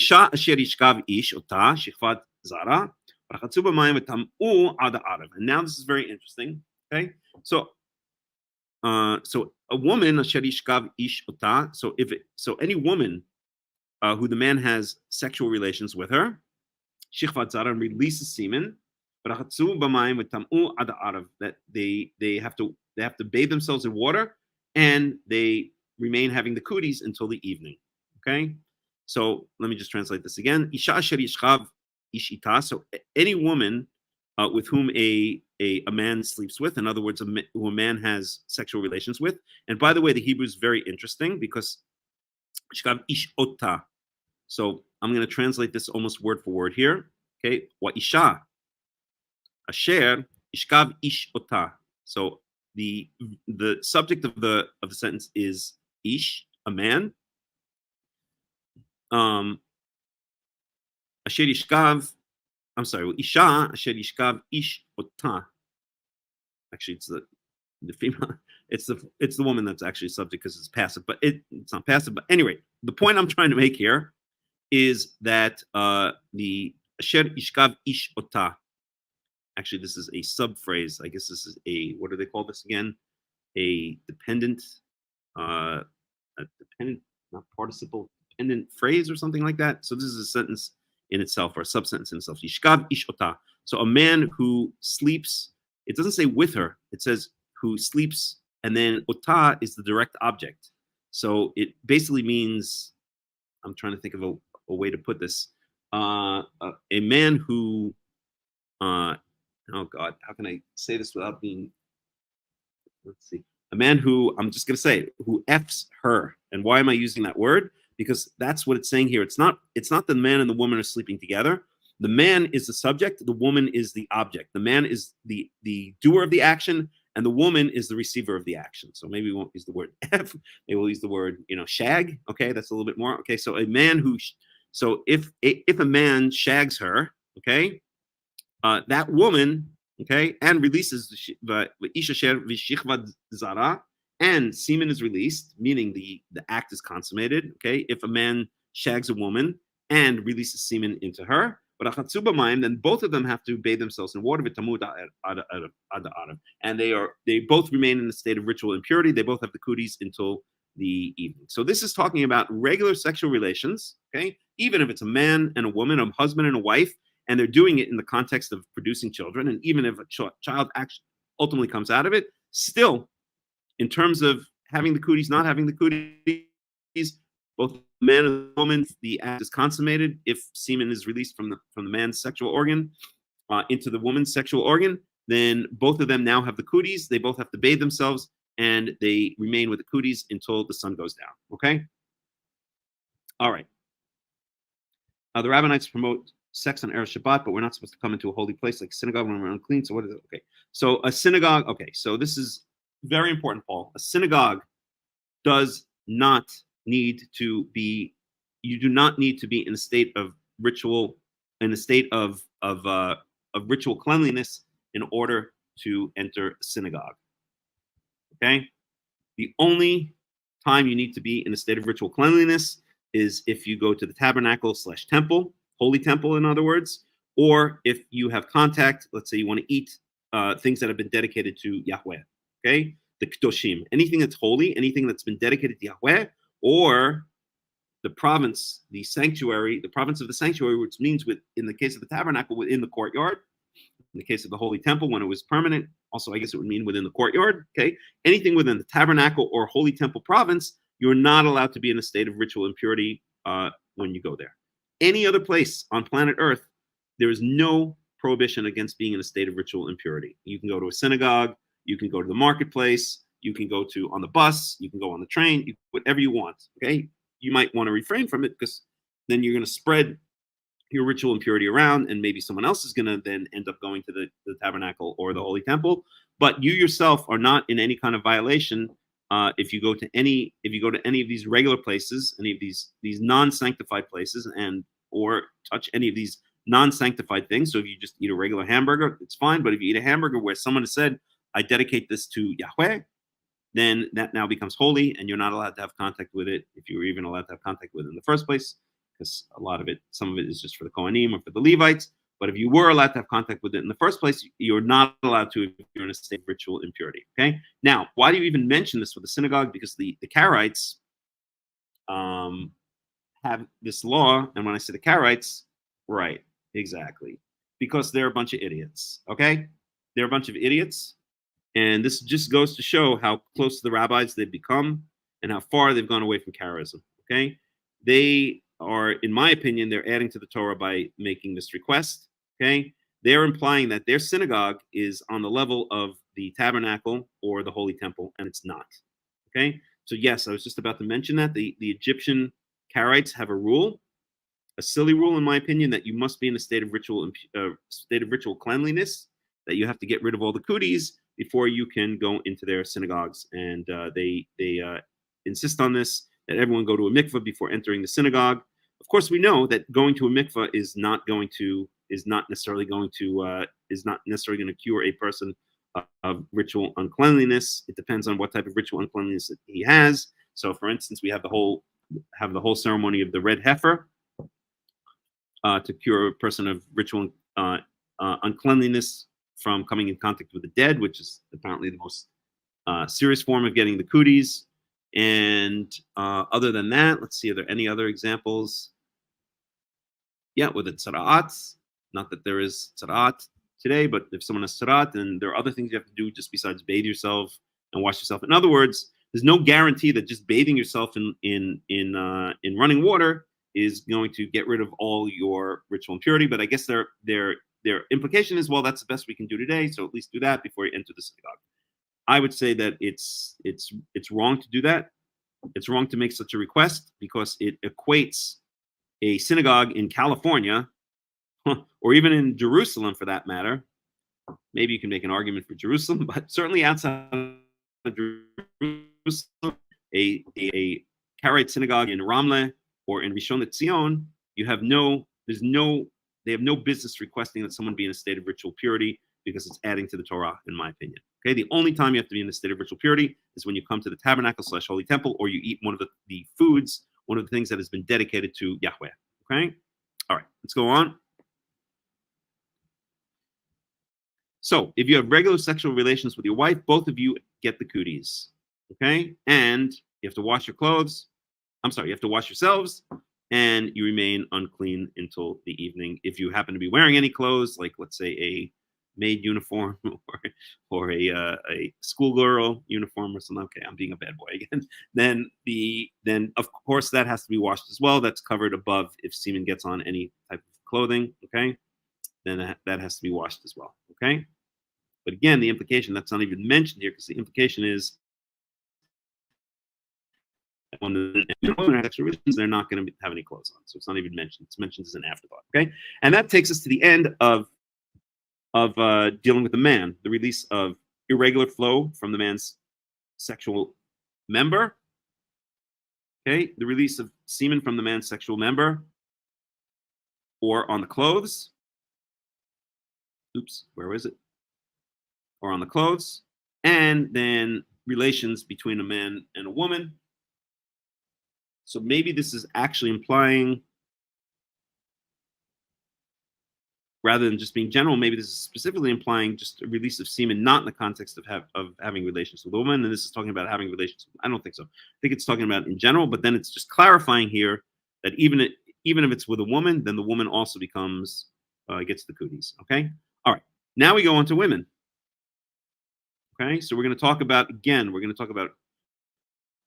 the irregular flow of substances, of liquids. Doesn't necessarily have to be liquid, of stuff. That's the technical term, out of the woman's vagina, and then we're going to talk about the regular sexual functioning of the woman, meaning the release of blood and other goop. That's the technical term.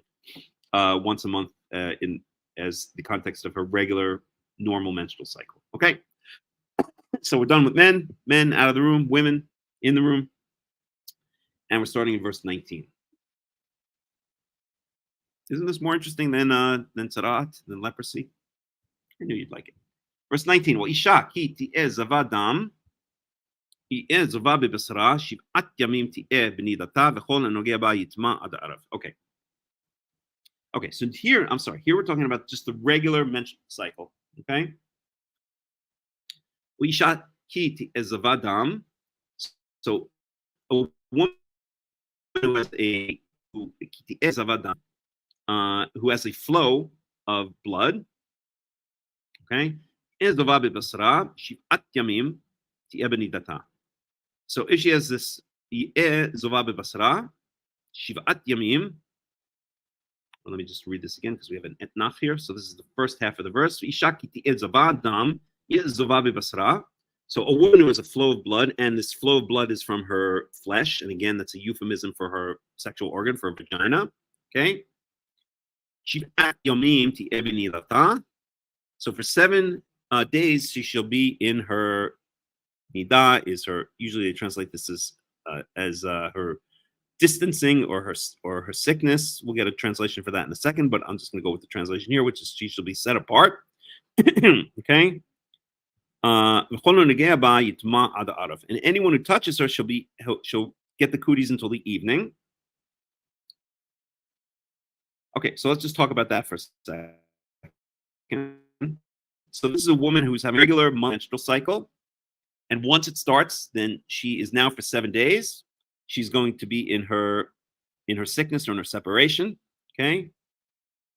And we'll talk about what that means in a second. And anyone who touches a woman while she's having her menstrual flow, or once her menstrual flow starts, her regular monthly menstrual flow starts, for 7 days, once it starts, anyone who touches her also gets the cooties. Okay, she has the cooties, and everyone who touches her now gets the cooties. Okay, let's get a little bit of translation. And I'm just curious to see how Robert Alter translates nidah. One second.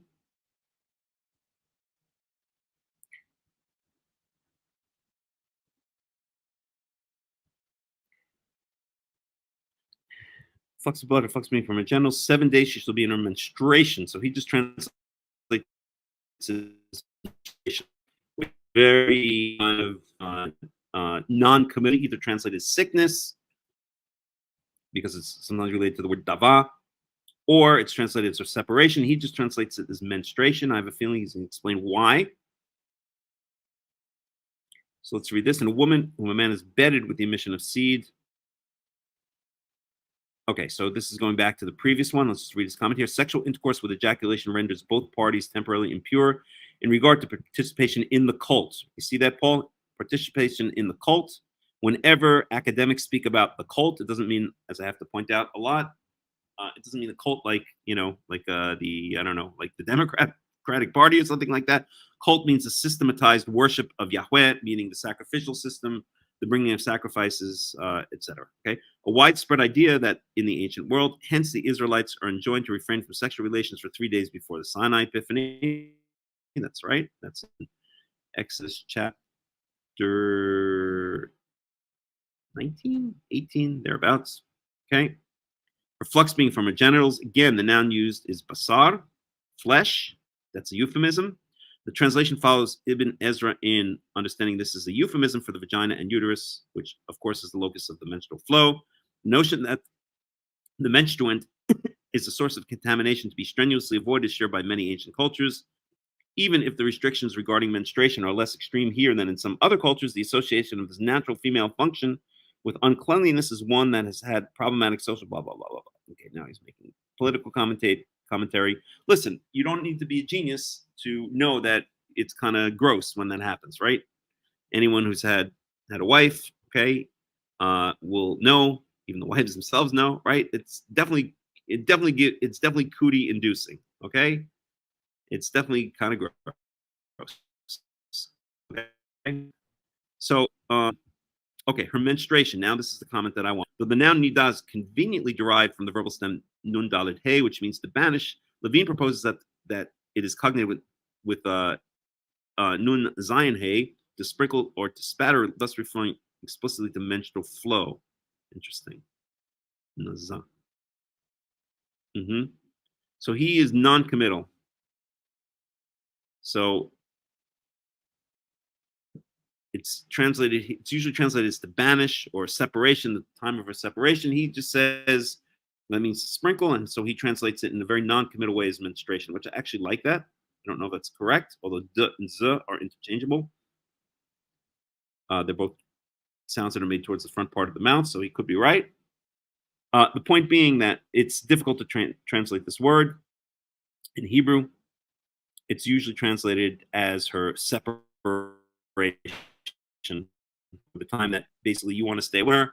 Anyone who has a wife or a girlfriend or ever has knows that you definitely want to stay away from her while she's going through this. Okay, she's not going to be in the best of moods, but actually it doesn't mean that you stay away from her. It means that she wants to stay away from you. And again, anyone who knows how the menstruation affects the emotions of a woman. Usually they certainly don't want to have sexual relations at that time. In fact, we're going to see later on that sexual relations with a woman during a menstrual cycle is a real big no-no in the Torah, almost up there with murder.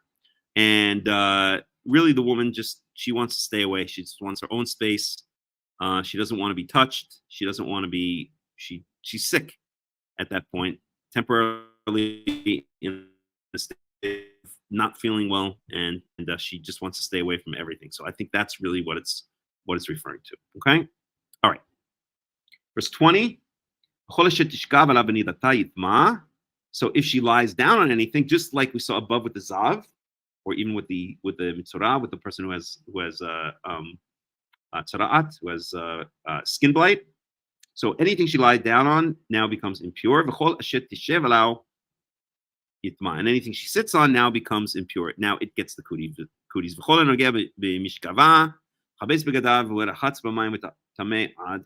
And anyone who touches, who has contact with that which she is laid down on, she laid down on while she was, to which she transmitted her kudis. Okay, he has to wash his clothing and bathe himself in water, and he gets rid of the kudis, or he remains with the kudis until the sun sets. Okay. And anyone who touches anything that she sat on, so here we have what she lied down on. It's the same thing, whether she laid down on it, okay, or whether she sat on it, it's the same thing. Anyone who touches it now gets the kudis. He has to wash himself, has to wash his clothes, and he keeps the kudis, and the kudis go away when the sun sets. Okay, verse 23. ואם על המשכב הוא או על הכלי אשר היא יושבת עליו, מנהגו בו יטמע עד הערב. One second here. ואם על המשכב הוא או על הכלי אשר היא יושבת עליו, מנהגו בו. One second here. I'm picking this one up. משכב הוא או על הכלי אשר היא יושבת עליו, ונהגו בו מה הערב. This one doesn't make sense to me. Let me get Robert Alter. This one's 23.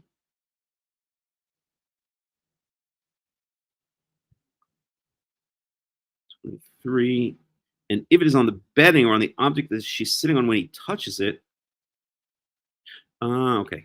He shall be clean until the evening. Let me look at the Hebrew one more time. V'im ala mishkav hu ala kli asher hi yoshevet alav v'nag'o bo yitma ad ha'arev. So I guess it's speaking about. Okay, I see. Just one second here. Let me get the context for myself. שקיטין וכל הנוגע במשכביו יכבס בגדיו ורחץ במים וטמא את הארץ וכל הנוגע בכל כלי אשר ישב עליו יכבס בגדיו ורחץ במים וטמא את הארץ ואם על המשכב הוא או על הכלי אשר היא יושבת עליו בו יטמע הארץ. I'm going to guess that there are a lot of different opinions as to what that really means because there's this who which is very ambiguous. So let's get a couple of different translations and I have a feeling well he doesn't have a comment on it, but let's get verse 23 here. Let me just look at the NIV translation here.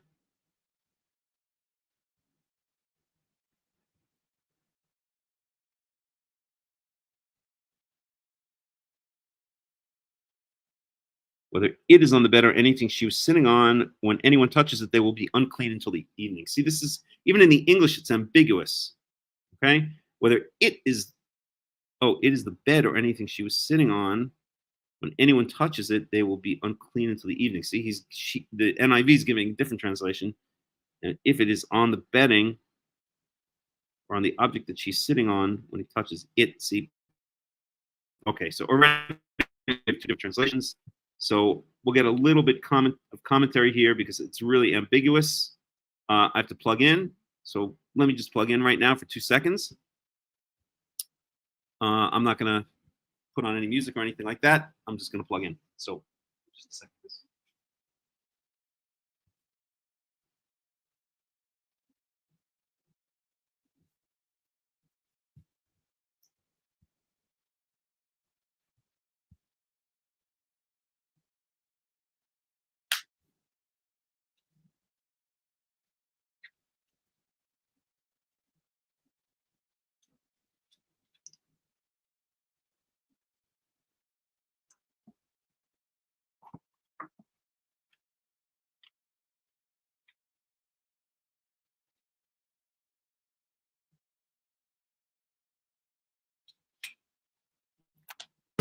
One second.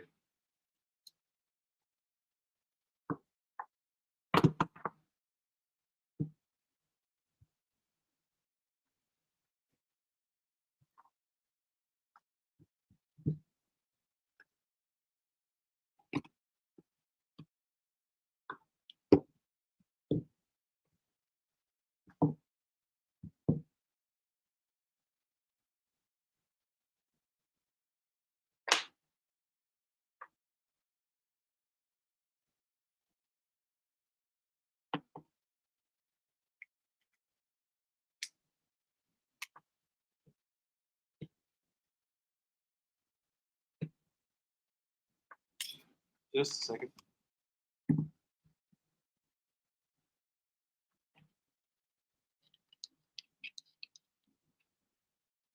Okay, just give me a second, please.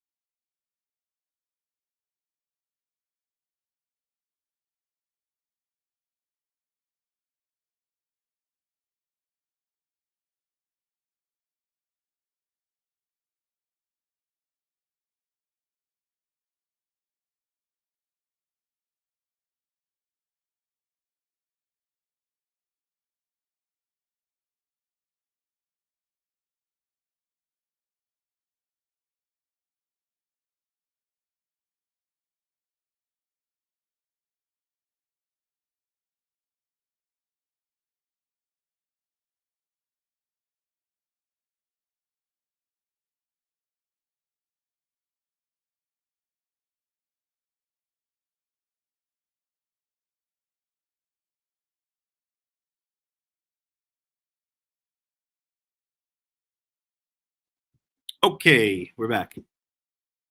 So, Leviticus 15:23. Let me get a little bit of commentary on it. It's a bit ambiguous.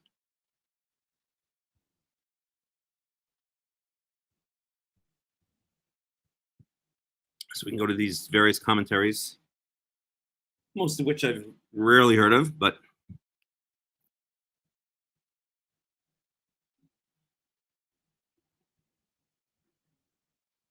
so verse 23, once again, so 15:23, V'im ala mishkav hu or al kli asher I yoshevet alav.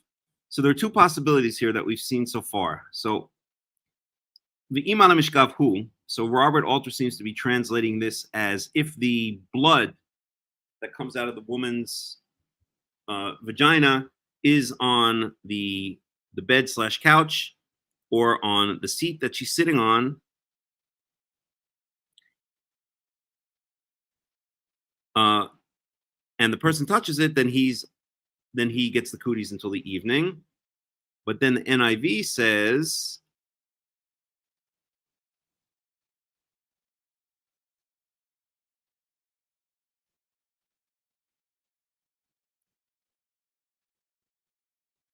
the NIV basically reiterates verse 22 and says, whether it is the bed or anything she was sitting on, when anyone touches it, they will be unclean until the evening, which doesn't really make sense. But let's get a little commentary. So this one says, and if any object be on her bed, that is, if anything happened to lie on her bed, when he touches it, you know what? Maybe this is too technical for now. I could just kind of go through it on my own a little bit later. Let's see.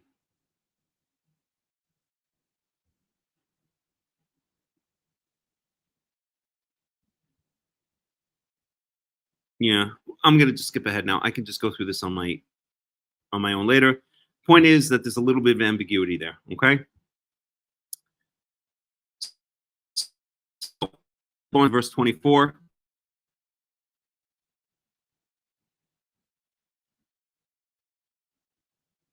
ואם שכב ישכב איש אותה, ותהיה נידתה עליו, וטמא 7 ימים וכל המשכב אשר ישכב עליו יטמא.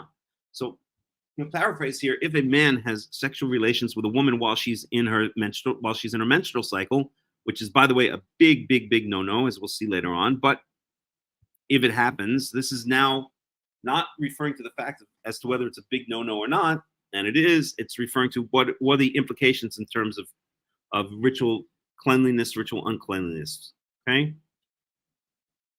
Just like we saw in the case of eating certain foods, okay? There's certain foods which are forbidden to eat, but what are the implications of, eating those foods in regards to ritual cleanliness or uncleanliness? It's in Leviticus chapter 11, okay? So if a man, I'm going to paraphrase here, if a man has sexual relationships with a woman while she's in her 7-day menstrual cycle, okay?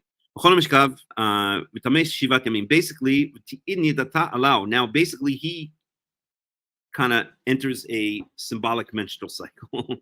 No, we're not talking about what's happening in America today, where men can get pregnant and have menstrual cycles, and I think some tranny complained that they didn't have tampons for men at Walmart or something crazy like that. We're not talking about that. We're talking about basically that status of the 7-day impurity. It's basically he basically kind of like acquires her status of being in a menstrual cycle, which I think is this is just speculation here, but I think it's kind of actually punishment to him for doing this, because again, it's a huge no-no. You're not supposed to. It's one of the worst crimes actually in the Torah to have sexual relations with a woman while she's in her 7-day menstrual cycle. And so maybe it's like saying, well, now you did that. Now you become like a woman. You have a menstrual cycle, symbolically speaking, for 7 days. Okay. So at any rate, for 7 days after he has relations with her, which he's not supposed to do, but now he gets the cooties for 7 days. And anything that he lies down on now gets the cooties as well, with the implication being it's going to be the same rules as when the woman lies down on something, meaning that if anyone touches it, then he has to wash his clothes and himself and have the cooties until the evening. Okay, so that's the law for a man who has sexual relations with a woman while she's in her menstrual cycle, a big no-no. Okay, let's get a little commentary. If there's anything we missed here. Okay, so that's this verse here. Later, there will be a stipulation of punishment for this act. Here, the man cohabitating with the menstruant becomes a kind of male menstruant, conveying the ritual impurity precisely as the menstruating woman does, and subject to the same process as purification, right? So that's what we just said. Okay.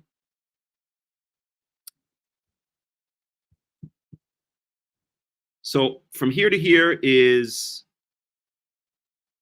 dealing with the regular menstrual cycle of a woman. Okay. When her menstrual flow starts, for 7 days, she has the cooties. And we see all the laws associated. If she sits down on anything, lies on anything, then anyone touching it has to wash his clothes, wash himself, and be unclean until the evening. Now, we get to irregular flow from the vagina, okay? And that's in verse 25. And then we're going to see what the cleansing for each of these situations is, and we're going to see how the rabbis perverted that. And you might be surprised.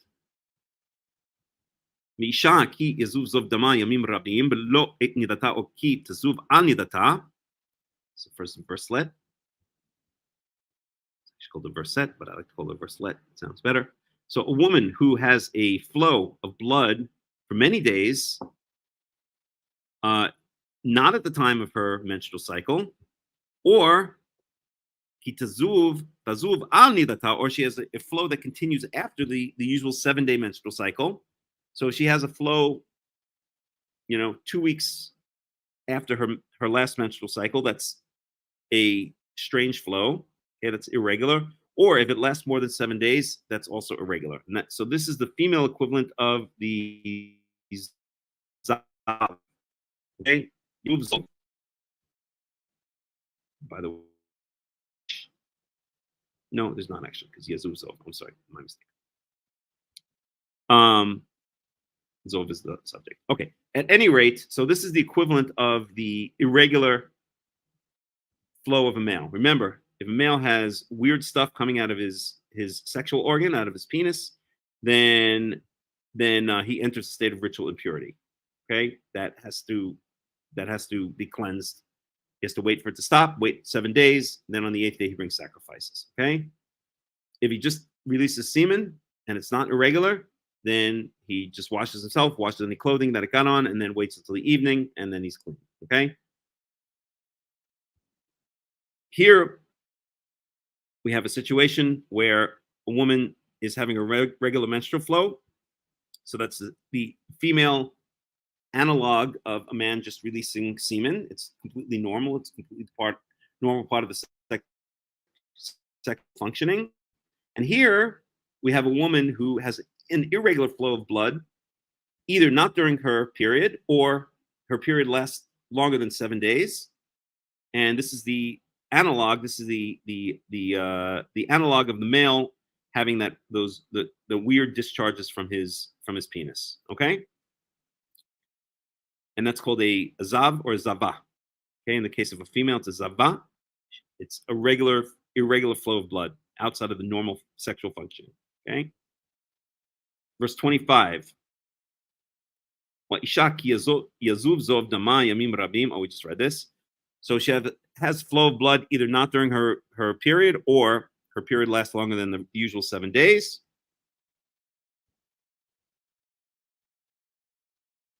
So kol yemei zov tu'mata kimei natati et me'ahi. So throughout all of the days that she's having this irregular flow of blood, it's like she's in a regular menstrual cycle. Okay, she is in a state of ritual impurity. She has the cooties. Okay, so let's say her menstrual flow is, let's say, the first case, 2 weeks after her last period. She now has blood flowing out of her vagina. Now she enters a state of, it's as if she's in her menstrual flow. She enters a state of having the cooties, of ritual impurity. Or if the period lasts longer than 7 days, once that 8th day starts, now she remains in that state of ritual impurity. But we'll see that there's something more going on. And we'll see below, not here. So anything that she lies down on, couch or bed that she lies down on, kol yemei zova, throughout all the days of her irregular flow of blood, kamishkav nidata, it's the same law as in the case of something she lay down on during her regular period. Okay? Nidata yela. Okay, shall be for her. And we saw the laws up above. Okay? And anything that she sits down upon, any seat she sits upon, will also get the cooties, just like the same cooties during her regular menstrual flow. And we saw the laws up here above, okay? For those things that she lies down on or sits down on when she has a regular menstrual flow. So it's the same thing when she has this irregular menstrual flow. Anything she lies down on or sits down on, she imparts the cooties to. Okay? And anyone that touches them, meaning anything that she lay down on or sat down on, gets the cooties. And he has to wash his clothing and bathe himself in water, shower, bathe, and he keeps the cooties until the evening. Okay, so it's the same laws. Basically, it's the same laws that we saw up above. So when this woman has a flow of blood that is not regular, that is not at the expected time, it's basically like all the laws of impurity are the same, or her impurity has the same consequences to that which she sits on, that's what she lies on, and anyone who touches it, as during her regular menstrual flow. Okay? Now, let's talk about how she gets rid of it, right? We see the ailment, and then we see the cure. We saw that with the tzara'at. We saw that with the case of the male who had the irregular flow, okay, or even the regular flow, the irregular discharge from his penis, or the regular ejaculation of semen from his penis. And now we see in the case of the woman, how does she cure herself of this? How does she get rid of it? And it's basically exactly the same as the man.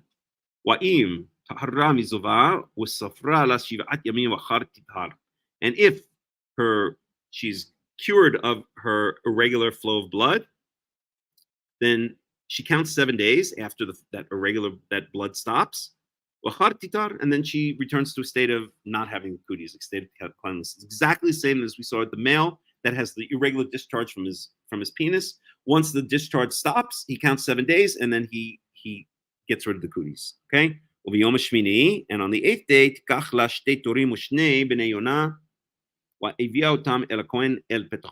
it's almost word for word. It might even be word for word, exactly the same thing as the male. On the 8th day, she takes 2 turtle doves or 2 pigeons, and she brings them to the Kohen at the entrance of the tent of meeting, meaning again to the courtyard of the tabernacle / temple. And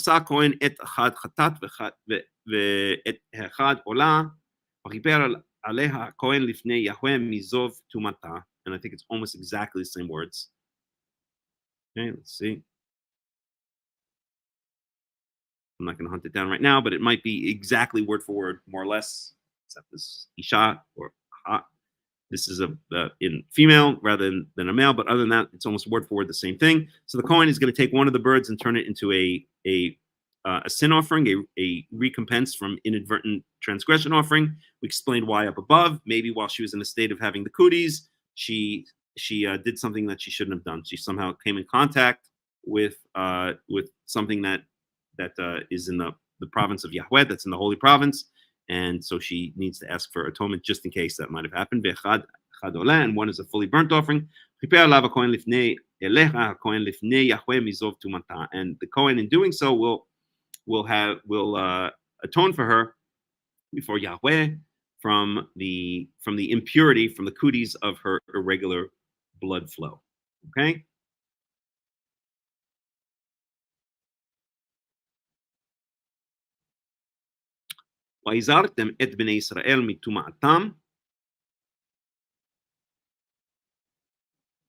just want to see one thing here.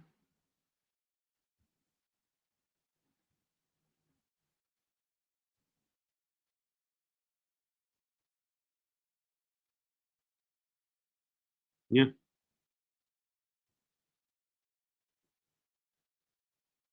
One second. Just want to see one thing for myself.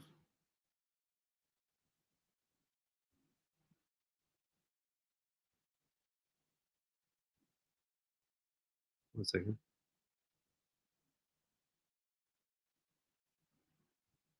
Right. Okay. והזהרתם את בני ישראל מטומאתם ולא ימותו בטומאתם בטמאם את משכני אשר בתוכם. And this is so key here, right? This sums up everything that we've been saying, okay? והזהרתם את בני ישראל. הזהרתם, the underlying root here is zar. Zar means a stranger or a yeah, it means a stranger. So hizartem means you shall estrange them or distance them. So you shall distance the children of Israel from their impurities, their ritual impurities. I wonder how Robert Alter translates that one. Probably the same way as distance, I'm going to guess. Set apart. He translates it as. But it really is distance, okay, or strange or distance. You shall distance the children of Israel from their mitumatam, from their cooties, okay? V'lo yamutu bitumatam, and they will not die from their cooties. B'tamam et mishkani. When they cootie up my mishkani, my dwelling place, asher betocham, which is among them. So in other words, what this is saying is that these laws should be followed as above, okay? Because if the laws are not followed carefully, then you may end up cootying up, and then God is saying, Yahweh is saying, you may end up cootying up my house. And that's what it's all about, right? It's not about the synagogue. It doesn't matter if you cootie up the synagogue, Paul, okay? The key is not to cootie up the house of God. You cannot be in a state of ritual impurity. You cannot have the cooties and go near the house of God or go within the courtyard of the house of God. Okay, verse 32. And this is kind of our summary statements. This is so common at the end of so many sets of laws in the Torah. So this is the instruction manual for the person, the male who has an irregular flow out of his penis. I'm sorry.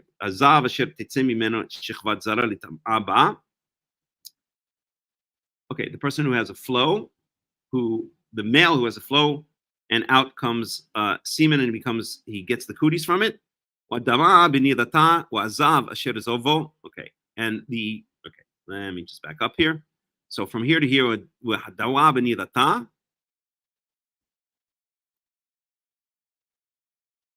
so here, this part of verse 32 and the beginning of verse 33 is speaking about the laws associated with a man who has a regular release of semen and a woman who has a regular period or regular blood flow during her menstruation. Okay, and dava means here. This means her sickness. So like it's basically her menstrual sickness or the sickness that she gets during the time she wants to be separated. Might be a better translation. Vazav shezovo lezachar, and then the male who has an irregular discharge out of his penis, and also for the woman who has a irregular discharge out of her vagina,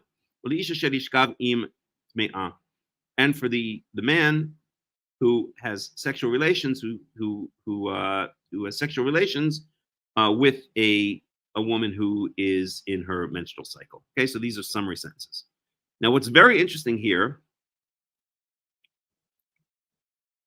and this is something that may surprise people, is so from here to here. Let's find it.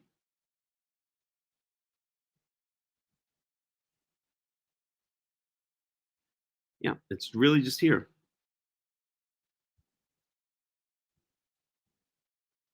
So Isha,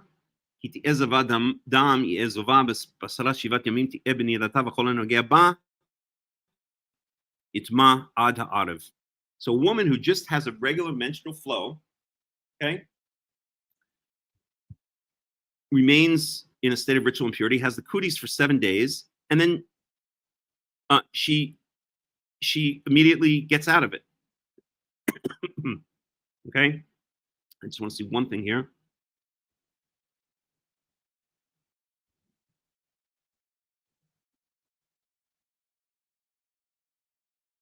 One second.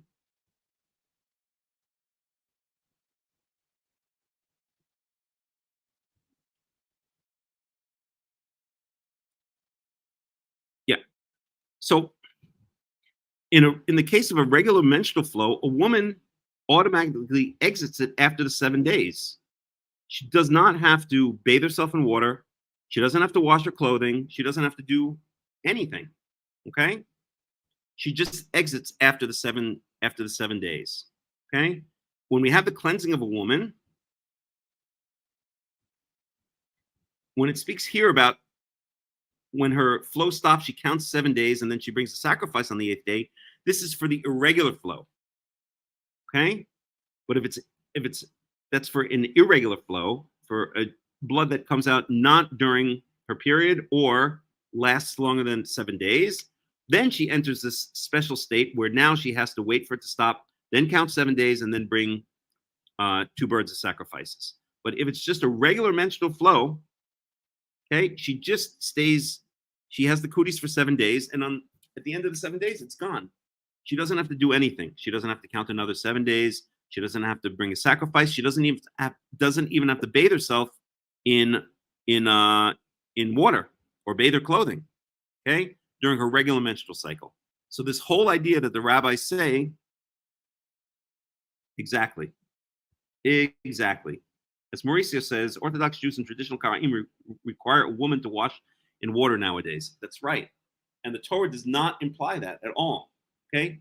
If it's just a regular menstrual cycle, a woman does not have to go to the mikveh after the regular menstrual cycle. She doesn't need to wait another 7 days or anything like that. So what have the rabbis done? The rabbis have conflated the regular menstrual cycle of a woman with the zava, with the irregular or with the irregular flow of blood. In the irregular flow of blood, you wait for it to stop. Then you count 7 days. On the 8th day, you bring 2 sacrifices. I'm sorry. At the end of count 7 days. Then you wash your clothes. Then you wash yourself. And then you're clean. And then on the 8th day, you bring a sacrifice. Okay? The rabbis have taken the regular menstrual cycle, which according to the Torah doesn't require anything to get out of it. You don't have to wash your clothes. You don't have to wash your body. And you don't have to bring sacrifices. You don't have to count 7 days. You don't have to bring sacrifices. The rabbis have conflated that, or have conflated the zava, the irregular menstrual flow, with the regular menstrual flow. So they say that at the end of the menstrual period, that a woman then counts 7 days, and then she goes to the mikvah, and then she's clean. So basically, they're treating a regular menstrual flow as if it's an irregular menstrual flow, and there's no basis for that whatsoever in the Torah. To repeat once again, the rabbis say that at the end of the 7-day regular menstrual flow, okay, that then the woman counts another 7 days. So basically their nida lasts 14 days. And then at the end of that, then they go to the mikvah. They bathe themselves in water. And then after that, then they are now in a state of ritual purity, and they can have relations with their husband again. Okay. The Torah doesn't say that at all. The Torah says that if it's just a regular menstrual flow, you just wait 7 days, and that's it. It's gone. You automatically get rid of the cooties after the end of the 7 days. Okay. From the start of the flow. You don't have to count another 7 days. You don't have to bathe your clothes. If you're a woman, you don't have to go to the mikvah. You don't have to wash your body, and you certainly don't have to bring sacrifices. And how do we know, okay, that that's the case? Because where it says for a woman, okay, this whole thing where she has to count 7 days, and on the 8th day she brings sacrifices, it's the same thing as if a man has a irregular flow, irregular discharge from his male organ, from his penis, okay? So we see that that's the analogy, that this is speaking about the zava, this is speaking about the irregular flow of blood from the woman's vagina, okay? Not about a regular flow, because it's the same thing. When a man has a regular discharge from his penis, he waits for it to stop, counts 7 days, then he bathes his clothes, then he washes his clothes, bathes himself, and on the 8th day, he brings 2 birds of sacrifices. So this is speaking about a woman who has the irregular flow of blood. It's the analog of the male who has the irregular discharge of his penis. Okay? Therefore, when it's not the irregular discharge, the only sentence we get here is this. This is the only sentence we get here about that is speaking about a regular menstrual cycle, and it doesn't say anything about waiting for it to stop, counting 7 days, the woman bathing her clothes, washing herself, and then bringing sacrifices on the 8th day. Okay? So it's very important to point out, we see how the rabbis have completely distorted the Torah in so many different ways, and that's one of the ways they did it. Okay?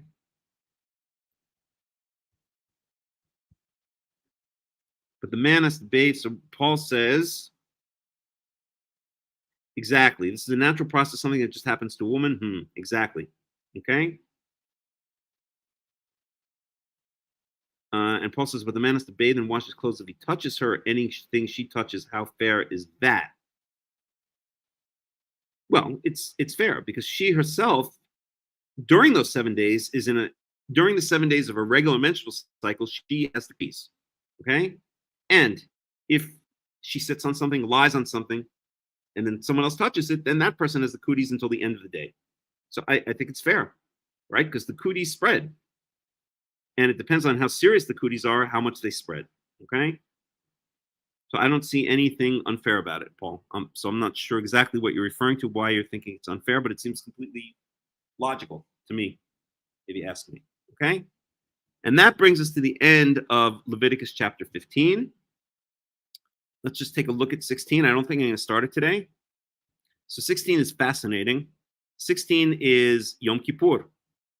And we're going to find out that the real essence of Yom Kippur next week, we'll start it. The real essence of Yom Kippur is not about getting atonement for ourselves. It's not about, oh, I did bad things and now I want to gain atonement before bad things happen to me. No, the essence and the context here, see, we've been studying Leviticus in order. So the context of Leviticus 16 is we are cleansing, we're gaining atonement for the tabernacle. Basically, all of these things that might have inadvertently cootied up the tabernacle, once a year, there's this whole ceremony where basically we say, listen, it's basically like bringing the chatat, and there will be chatats that are brought. It's like bringing the sin offering. Listen, just in case we've done something wrong and we messed up the tabernacle, here's a sin offering. So now, once a year, we have this entire set of rituals where it basically it gains atonement from the children of Israel, but not for speaking lashon hara, and speaking gossip, or stealing. I mean, all those kinds of things are horrible, but that's not the context here. The context is if the children of Israel have any time during the year, inadvertently, or maybe purposely, but inadvertently, they've cootied up the tabernacle, the holy area, this entire set of rituals, it's a cleansing for the tabernacle. It's a cleansing for the area of the tabernacle / tent of meeting. And it's basically Israel, the children of Israel, they are basically gain atonement for any inadvertent acts of cooting up God's house that they might have done since the previous Yom HaKippurim. So Yom HaKippurim, which means the Day of Atonement, it's not the Day of Atonement for stealing, for speaking lashon hara, all this kind of stuff. It's the Day of Atonement for Israel inadvertently cooting up God's house. That's the essence of the Day of Atonement. And so many people miss that. And it's so clear from the context, right? What have we been talking about? Since Leviticus chapter 11, we've been talking about ritual impurity, how you get into it, how you get out of it. Okay? We've been talking about how we get the cooties, how it spreads. We've been talking about how we don't want to go near the tabernacle or eat any of the holy things or come in contact with any of the things that have been dedicated to Yahweh during the time when we have the cooties, how the cooties spread and other people can get it, right? And so this is the context. When we learn Leviticus 16 next week, let's keep that in mind, that this is the context that we're talking about. We're talking about the spreading of the cooties and how to get rid of it. In this case, we're going to be speaking about how the temple itself is cleansed of the cooties once a year, and Israel is granted atonement for any inadvertent cootying up of the temple / tabernacle that they might have done since the last Yom Kippurim. Okay? And it's very fascinating. So this is going to harken back to Nadav and Avihu, which was Leviticus chapter 10 or 9, I think 10. Yes. Okay, but we're going to get into it all next week. But let's keep that in mind. Yom Kippurim is not about, I Chatanu, pashanu, I sinned and I transgressed and I spoke lashon hara and I took a little bit of I took a bubble gum from the 7-Eleven. I mean, those are all not great things. Well, maybe if you take it from a 7-Eleven, okay, it's a scum anyway. But anyway, that's not the essence of Yom Kippurim. The essence of Yom Kippurim is we as Israel may have not been careful with the laws of the cooties, and we may have inadvertently come in contact with God's house while we had the cooties. How can we get atonement for that? Okay, and we'll talk about that next week. Okay, before we go on to our last topic for the day, any questions, any comments?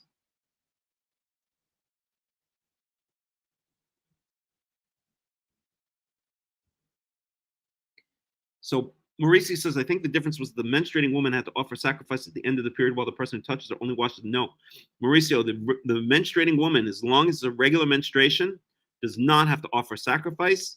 She doesn't have to go to the mikvah. She doesn't have to wash her clothes. She doesn't have to wash herself.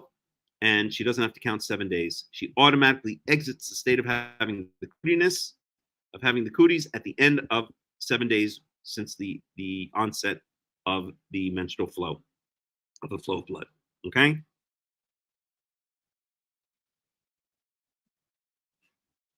All right. Okay, we'll go for about another half an hour or so, and then we'll end it. Any other questions, any comments?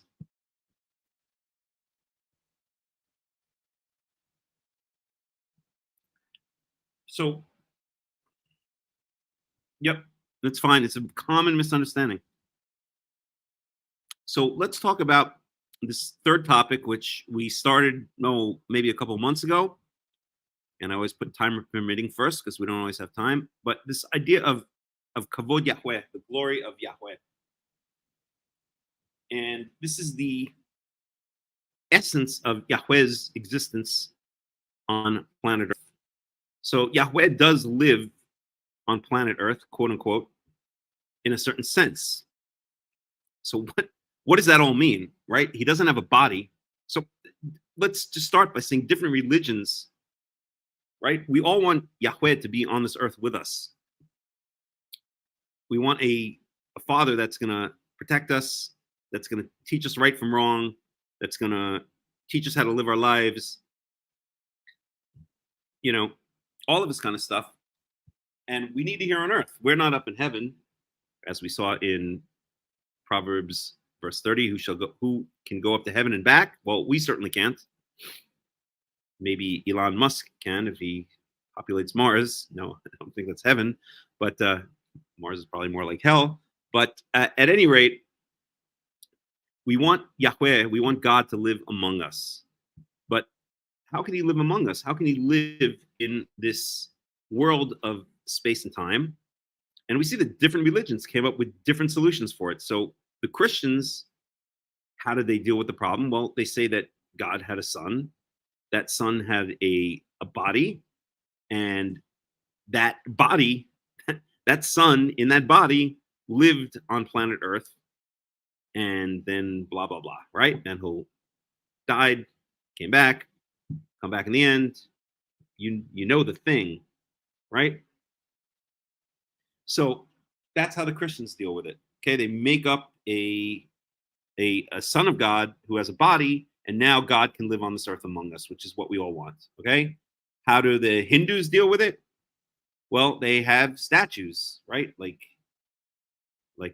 Shiva, and oh God, I remember back when I was living in New York, where I grew up. I went with a close friend to there's a Hindu temple in Flushing, Queens. And there they have all the top Hindu gods, statues of the gods. Vishnu, and I don't know, there's the creator and the destroyer, and I can't even remember. There's Vishnu, and then there's, oh God, I can't remember, Brahma. Who the hell knows?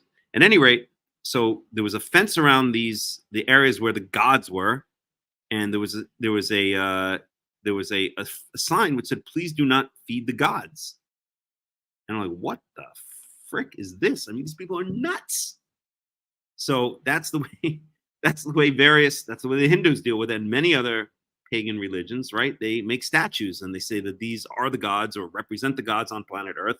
It's not that much different, really, from what the Christians do, except they said it was a living person, and here we have statues. In the case of the Hindus, we have statues which represents the gods. But it is insane as it is, and it is completely insane. It shows how different religions who are not the people of Yahweh, who are not the chosen nation of Yahweh, how they deal with this issue of how does God live among us? We're here, we're stuck on planet Earth.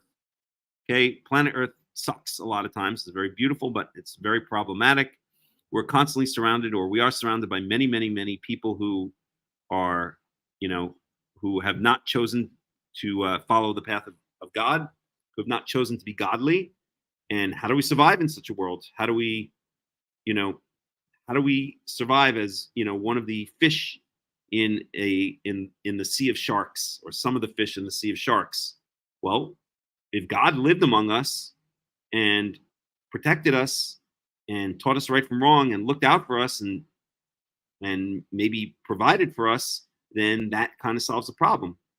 So it's a desire of all human beings, in a certain sense, whether they know it or not, they want God to live among us human beings here on planet Earth. And so they deal with it in all these various ways. The Christians with their human being God, the Hindus with their statues, please do not feed the gods, fenced off. And you see the swamis dressed in like robes with no shirts on, with their moobs hanging out. It's pretty kind of gross, actually. Feeding, bringing food, bringing vegetable or vegan sacrifices to the gods. And so that's all nonsense and stupidity and insanity. Okay, so how does Torah, how does Judaism, for lack of a better word, how does the Torah, how does the Tanakh, how does Israel, how does Yahweh deal with this issue? Well, it's actually, the solution is quite ingenious, and that's where this Kavod Yahweh, this glory of Yahweh, comes in to play. Okay, so the glory of Yahweh is the quote unquote existence. It's Yahweh's presence on this planet. And the first thing to point out about it is that it does not have any physical form. It's never been seen. It cannot be seen. And does not take up space, does not take up time. It doesn't have a shape, but yet it is some kind of presence. It's some kind of presence of Yahweh here on Earth. You could think of it as, if I were to say, an energy field, as I've kind of spoken about it before, and an energy field that emanates from wherever it happens to be. Then that would be okay to say, as long as we point out it's not a physical energy field, right? So we know that physical energy, such as electromagnetic energy, is actually it's actually a physical phenomenon, and we know it because energy and matter are interchangeable. E equals mc squared. That's Einstein's famous equation. So energy is just a rarefied form of matter. So it's not energy in the sense of, let's say, electromagnetic energy, electromagnetic field. It's, I hate to use the word spiritual, but it's a kind of spiritual energy of Yahweh. It's his glory. It's his energy, his spiritual energy that emanates from a certain place on Earth. So although it doesn't have a physical shape, it doesn't take up space and doesn't take up time. The place that it emanates from does have a shape, does take up space and does have and does live in time. The place that it emanates from is a physical object.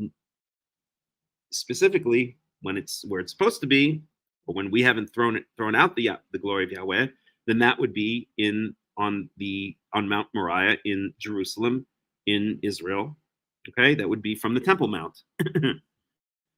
That's where the glory of God, that's where the Kavod Yahweh ultimately was supposed to settle down and live permanently, until we screwed up, as we'll see when we get to it in the book of Ezekiel.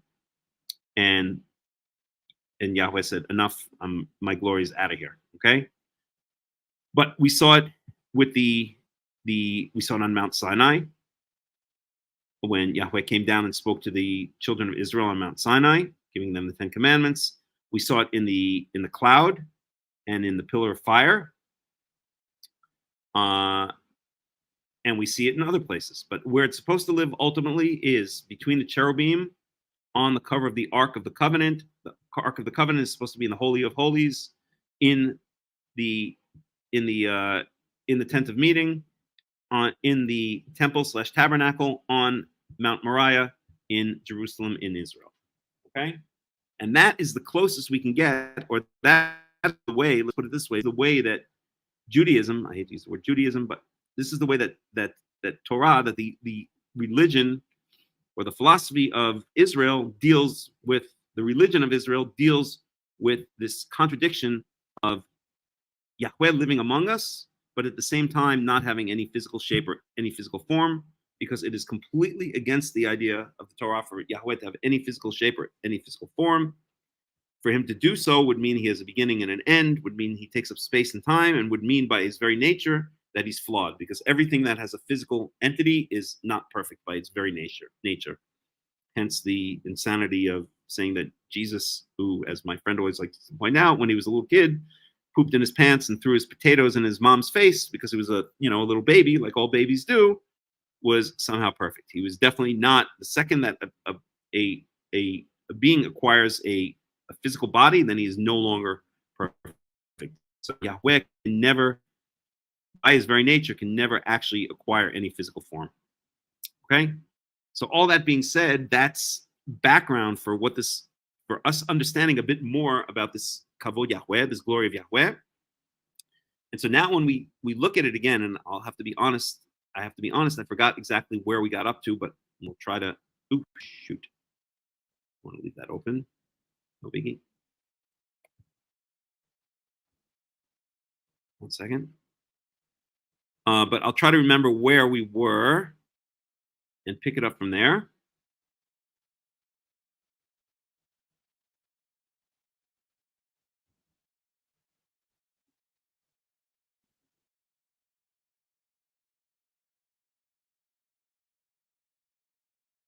Yeah, but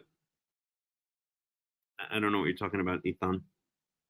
That doesn't mean that is not meant to be taken literally. Okay? Yahweh has no physical form.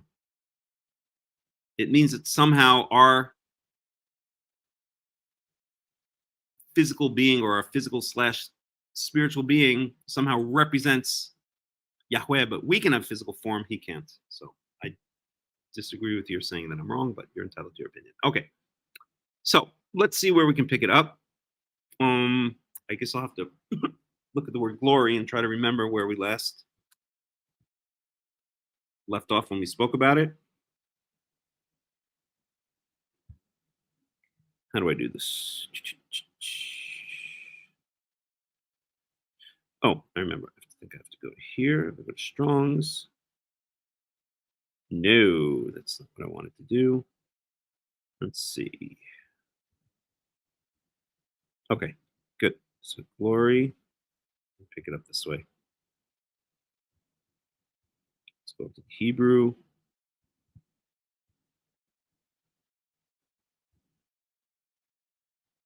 And the glory of Yahweh in Hebrew is Kavod Yahweh.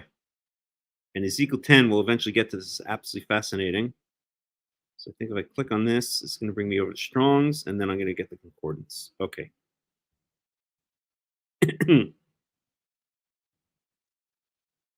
Scroll down.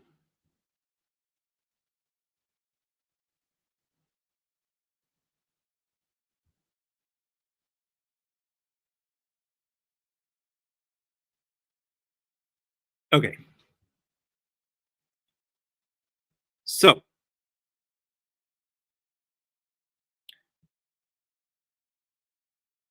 let's see where we're up to. Let me see if I can find it.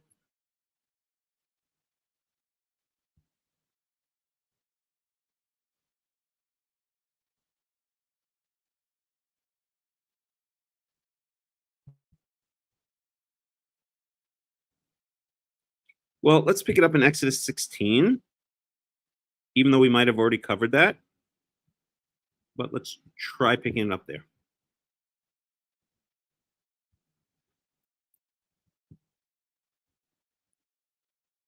Yeah, we did speak about this.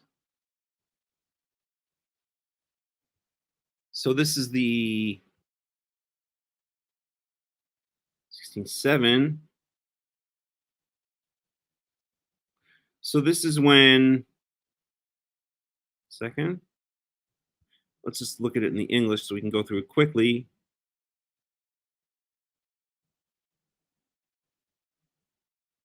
Why is it stuck? Oh no, don't tell me it's freezing. Uh-oh. Oh, we're freezing. Okay. Oh, did it unfreeze? Nope. I think we're frozen. We're frozen. That's it. I don't know why it happens, but it happens once every talk. We're frozen. I'm going to have to restart the computer. I think you guys can still hear me. I give it 1 minute to try to unfreeze, and if not, I have to restart the computer. Oh well, that's life. All right, I'll be back in about 5 minutes. I have to restart the computer.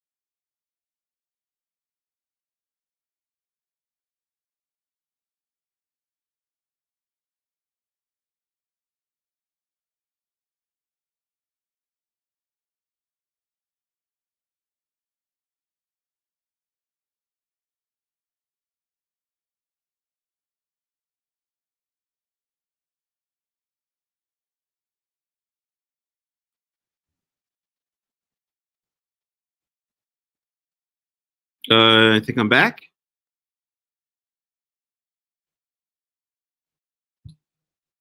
Can we do a sound check?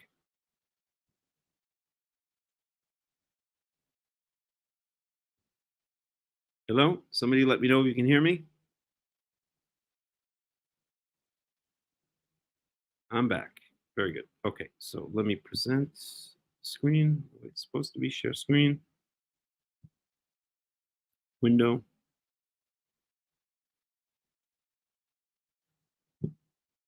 Okay. All right, we're back. So, all right, so we were looking at Exodus 16, and I'm pretty sure we studied this last time, but it's okay. Never hurts to repeat. So the manna and the quail. So the Israelites start complaining. In the desert, the whole community grumbled against Moses and Aaron. The Israelites said to them, "Only we died by the Lord's hand in Egypt. There we sat around pots of meat and ate all the food we wanted, but you have brought us out into this desert to starve this entire assembly to death. Then Yahweh said to Moses, I will rain down bread from heaven for you. The people are to go out each day and gather enough for that day, etc. And okay, and this is the key sentence here, key verse.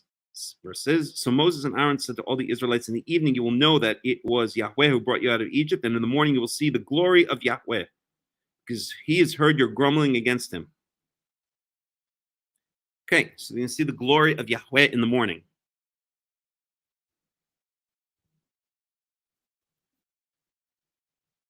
Let's go on a little bit. Then Moses told Aaron, say to the entire Israelite community, come before Yahweh, for he's heard your grumbling. When Aaron was speaking to the whole Israelite community, so God is pissed, right? You don't want his glory to show up now. That's for sure, because it ain't fooling around, okay? While Aaron was speaking to the whole Israelite assembly, they looked towards the desert, and there was the glory of Yahweh appearing in the cloud. So one of the things we see, and we're going to see again and again, the glory of Yahweh can never be seen directly. It's shrouded in a cloud, okay? Then Yahweh said to Moses, I've heard the grumbling of the Israelites. Tell them at twilight you will eat meat. In the morning you will be filled with bread. That evening the quail came, covered the camp. So twilight you will eat meat. So they got quail to eat that night. And in the morning you will be filled with bread. So that evening they had quail. In the morning there was a layer of dew around the camp. When the dew was gone, the flakes, thin flakes like frost on the ground appeared on the desert floor. That's the manna. Moses said to them, it is the bread that Yahweh has given you to eat. This is what Yahweh has commanded. Everyone is to gather as much as they need. Take an omer for each person, etc. We skip ahead a little bit. Then some gathered. They kept until the morning, or they gathered more than an omer.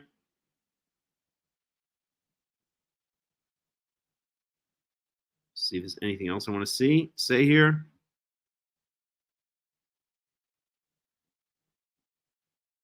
$16.10. So that's it. All right. So we see the glory. So what do we get here? The glory of Yahweh appears in a cloud. That's in Exodus 16, and that's a theme we're going to see again and again. We're going to see it next week in Leviticus 16, when the Kohen Gadol enters into the Kadosh Kadoshim, the Holy of Holies. Then he cannot look directly between the ark cover. He's going to take incense, and he's going to light the incense, and it's going to make a cloud, and only then can he enter into the Holy of Holies, because he cannot look directly between the ark cover, the cherubim, because he'd see the glory of Yahweh. That's where the glory of Yahweh dwells. So he can only enter once there's a cloud in there. So that's a common thing we see. You cannot directly see this glory of Yahweh, whatever it is. Okay? It's not a physical entity, but it's like looking at, let's say, the sunlight, spiritual sunlight or something like that. You cannot look directly at the sun, else you're going to damage your eyes. So you cannot look directly at the glory of Yahweh, or else, I don't know, lo yoreni adam v'chai. A person cannot see me and live. And we'll see that. Okay, so that's Exodus 16.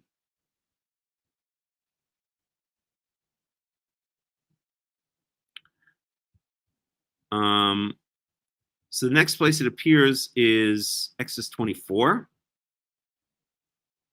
The explicit words. Exodus 24, let's go to that. So Exodus 24:16, and then maybe we'll end after that.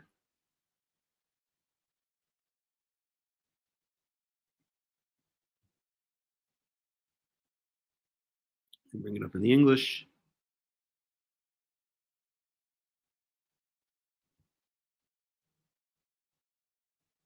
So this is after the Ten Commandments.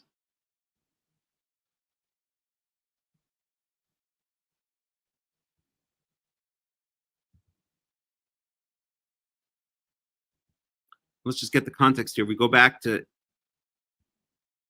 Exodus 20. So Exodus 20 is the giving of the Ten Commandments.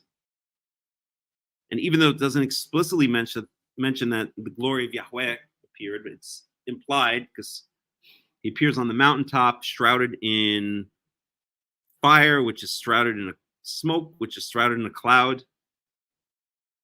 Then starting in 21 and 22, we have laws. This is Mishpatim. And the 23, more. And so then we get to 24, and well, let's just read. We'll read in the English again to make it go a bit fast until we get to what we want to get to. So Exodus 24. Then Yahweh said to Moses, "Come up to Yahweh, you and Aaron, Nadav and Avihu, Aaron's eldest sons who died later on, and 70 of the elders of Israel. You are to worship at a distance, but Moses alone is to approach Yahweh. The others must not come near, and the people may not come up with him." When Moses went and told the people all of Yahweh's words and laws, they responded with one voice, "Everything the Yahweh has said, we will do." Then Moses wrote down everything Yahweh said. He got up early the next morning. He built an altar at the foot of the mountain and set up 12 stone pillars representing the 12 tribes of Israel. Then he sent young Israelite men, and they offered burnt offerings and sacrificed young bulls as fellowship offerings to Yahweh. Drink a bit more. Hold on, I'm gonna get water.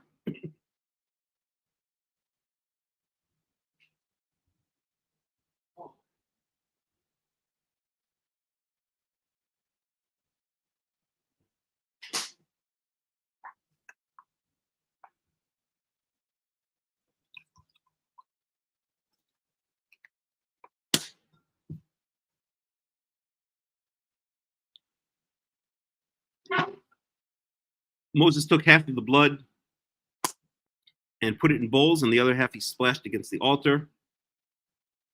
Then he took the book of the covenant and read it to the people.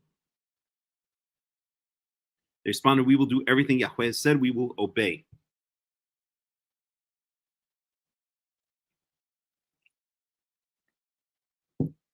So Moses is going to go up the mountain. In verse 9, Moses and Aaron, Nadav and Avihu, and the 70 elders of Israel went up and saw the God of Israel. So they saw the God of Israel. What does that even mean? Under his feet was something like a pavement made of lapis lazuli. It's a stone with the sky blue color, as bright blue as the sky, but God did not raise his hand against these leaders of the Israelites. They saw God and they ate and they drank. So they had some kind of vision. They saw something. But they didn't see the Kavod Yahweh. They didn't see the glory of Yahweh. Then Yahweh said to Moses, "Come up to me on the mountain. Remember, only Moses is going to approach, and stay here, and I will give you the tablets of stone with the law and the commandments I've written for their instruction." Then Moses went out with Yoshua his aide, and Moses went up to the mountain of God. He said to the elders, "Wait here for us until we come back to you. Aaron and Hur are with you, and anyone involved in the dispute can go to them." And Moses went up to the mountain.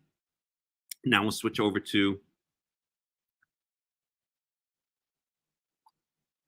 the Hebrew in a second, but let me just read in the English. So when Moses went up on the mountain, the cloud covered it, and the glory of Yahweh, Kavod Yahweh, the glory of God, settled on Mount Sinai. So the cloud covered it, and the glory of Yahweh settled on Mount Sinai. So this is the second time we see that the Kavod Yahweh is inside a cloud. You cannot look at it directly. It's enshrouded in a cloud, right? For 6 days, the cloud covered the mountain. On the seventh day, Yahweh called to Moses from within the cloud. To the Israelites, the Kavod Yahweh, the glory of Yahweh, looked like a consuming fire on top of the mountain. Then Moses entered the cloud as he went up on the mountain. He stayed on the mountain 40 days and 40 nights. So we see a bunch of interesting things here, okay? The Kavod Yahweh was on Mount Sinai.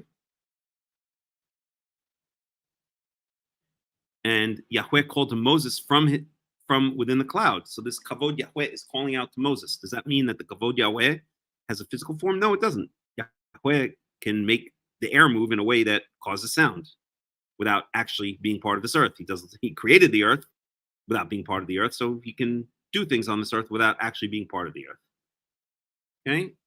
And we see that the Israelites saw this Kavod Yahweh, it looked like consuming fire. They didn't see exactly what was going on. They just saw flames coming up out of the mountain. Okay? Moses entered the cloud. So he's going closer to the glory of Yahweh. Did he see the actual glory of Yahweh? I don't think so. And we'll see why in future chapters. Okay?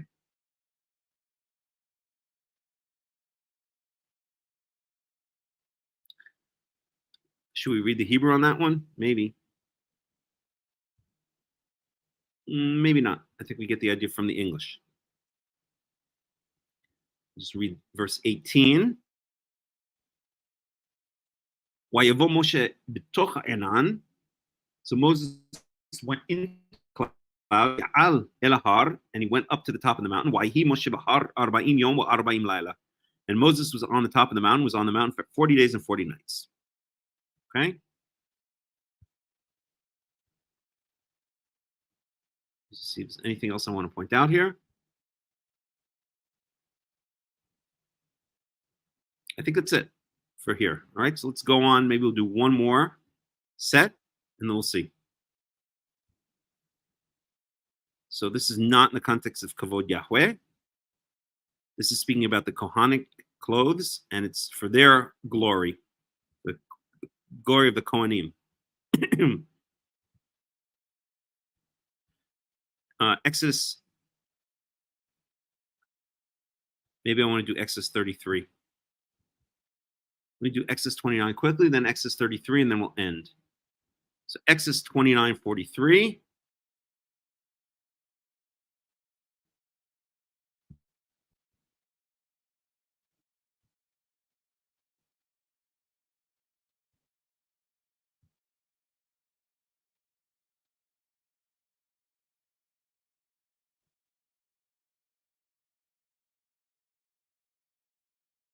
So Exodus 29 is dealing with the consecration of the priests, which happens later.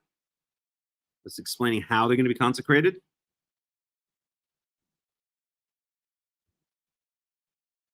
And it goes through the whole ceremony. But we're going to go to here.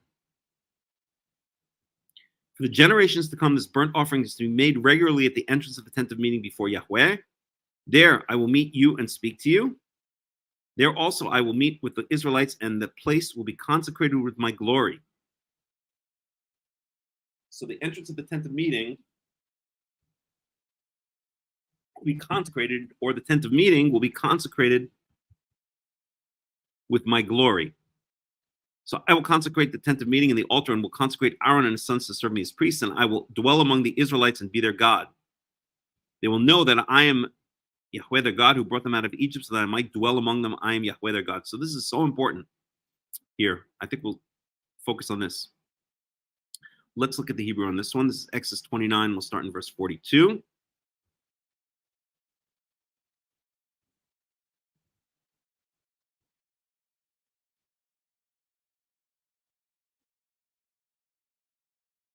So Orlat Tamid Ledorotechem. So the burnt offering, which is offered every morning, continuously. Remember the flame on the fire on the altar sacrifice. Turn on the light here. It's getting dark. 1 second. One second.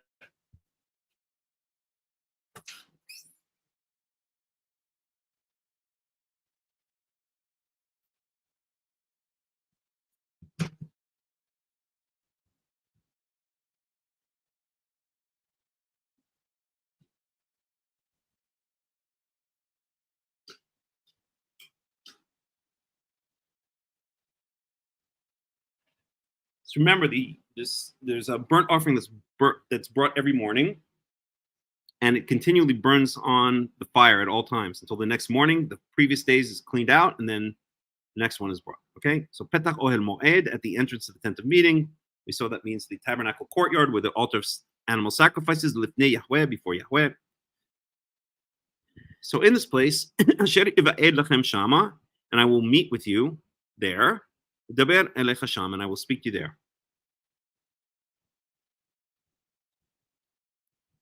Unodati shama libnei Israel, and I will make myself known, or I will appear, maybe. See if they translate it.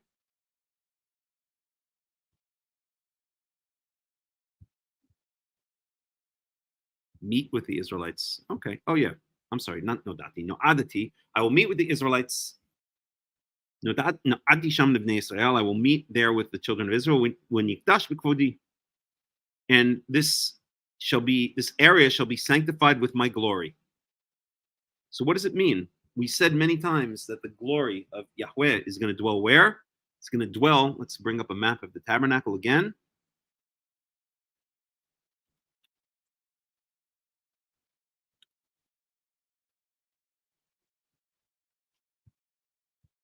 Yikes. Why is it doing this? It's really annoying.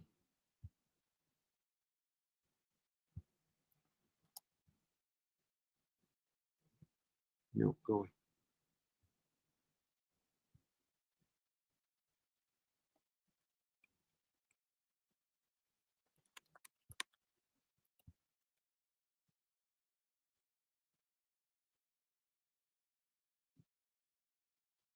So here's our map of the tabernacle.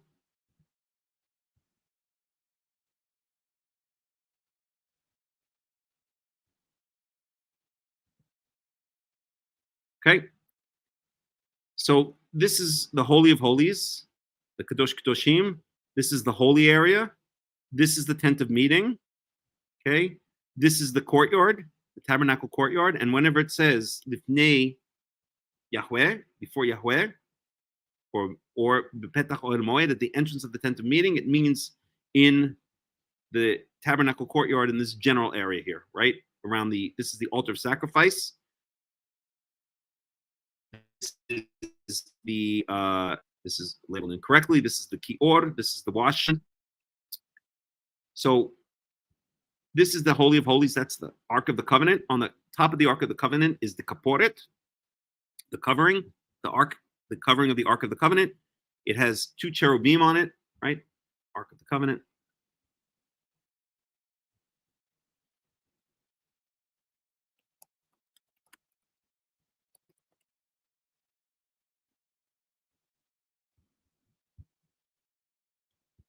So here's our Ark of the Covenant.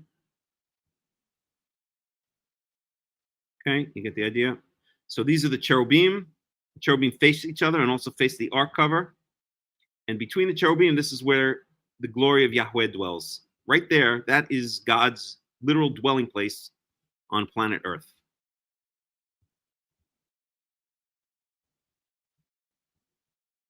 Okay? So, whoops, where were we? Okay, so this whole area of the tent of meeting, Dash B'Kvodi, will be sanctified by my glory, or with my glory. Why? Because the glory is here, which is here.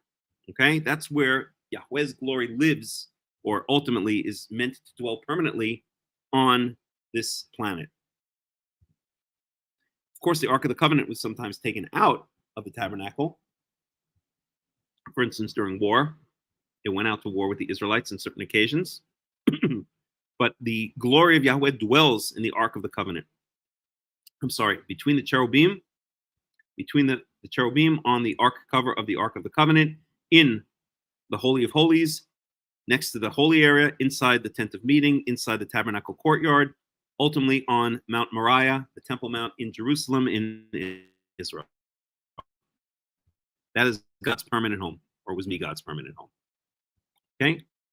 Verse 44. V'kidashit ohel moed, and I sanctify the tent of meeting, wa'et hamizbeach, wa'et Aharon, wa'et banao, wa'akadesh lekahenli. So I will sanctify the tent of meeting and the altar of sacrifice, and Aaron and the priests, or the high priest and the sons, akadesh lekahenli. I will sanctify them so that they can serve me as priests. And verse 45, I will dwell among the children of Israel, and I will be for them God. a God. Okay, I will be their God. This is so important. I will dwell among the children of Israel. We spoke here about the glory of God, or the area of the tabernacle will be sanctified with God's glory, with the glory of Yahweh. And here I will dwell among the children of Israel, and I will be for them a God. I'll be a God to them. This says it explicitly. The glory of Yahweh, which exists here, which is here, okay, that area will be sanctified with that glory. And when the glory is there, it is God, it is Yahweh dwelling among the children of Israel. I will dwell, I will live among the children of Israel, and I will be a God to them. And this is the way that Judaism, for lack of a better word, deals with the idea of Yahweh living, quote unquote, on planet Earth among us. It says it right here. I will dwell among them. Among them, among the children of Israel. It doesn't mean it as if like he's up in heaven and we're down here. It means that the glory of Yahweh, the area sanctified, or that the tending will be sanctified with my glory, and I will dwell among them. His glory, by dwelling in between the cherubim, in the Holy of Holies, in the tabernacle, that is Yahweh's way of dwelling among Israel, of setting up a house. It's like having a neighbor, okay? My neighbor growing up, on one side were the Votes, and on the other side were the Glens, and those are my neighbors. If you live in Jerusalem, then your neighbor might be the Schnitzelbaums on one side, and the Atiases on the other side, and up the road is Yahweh. It's Yahweh's house. He dwells there. His glory dwells there. This is the way that Yahweh dwells among humanity. And of course, if he's going to move in onto planet Earth, he's going to move in among his chosen people, among Israel, and in the place that he chose, which was Mount Moriah, it was the Temple Mount.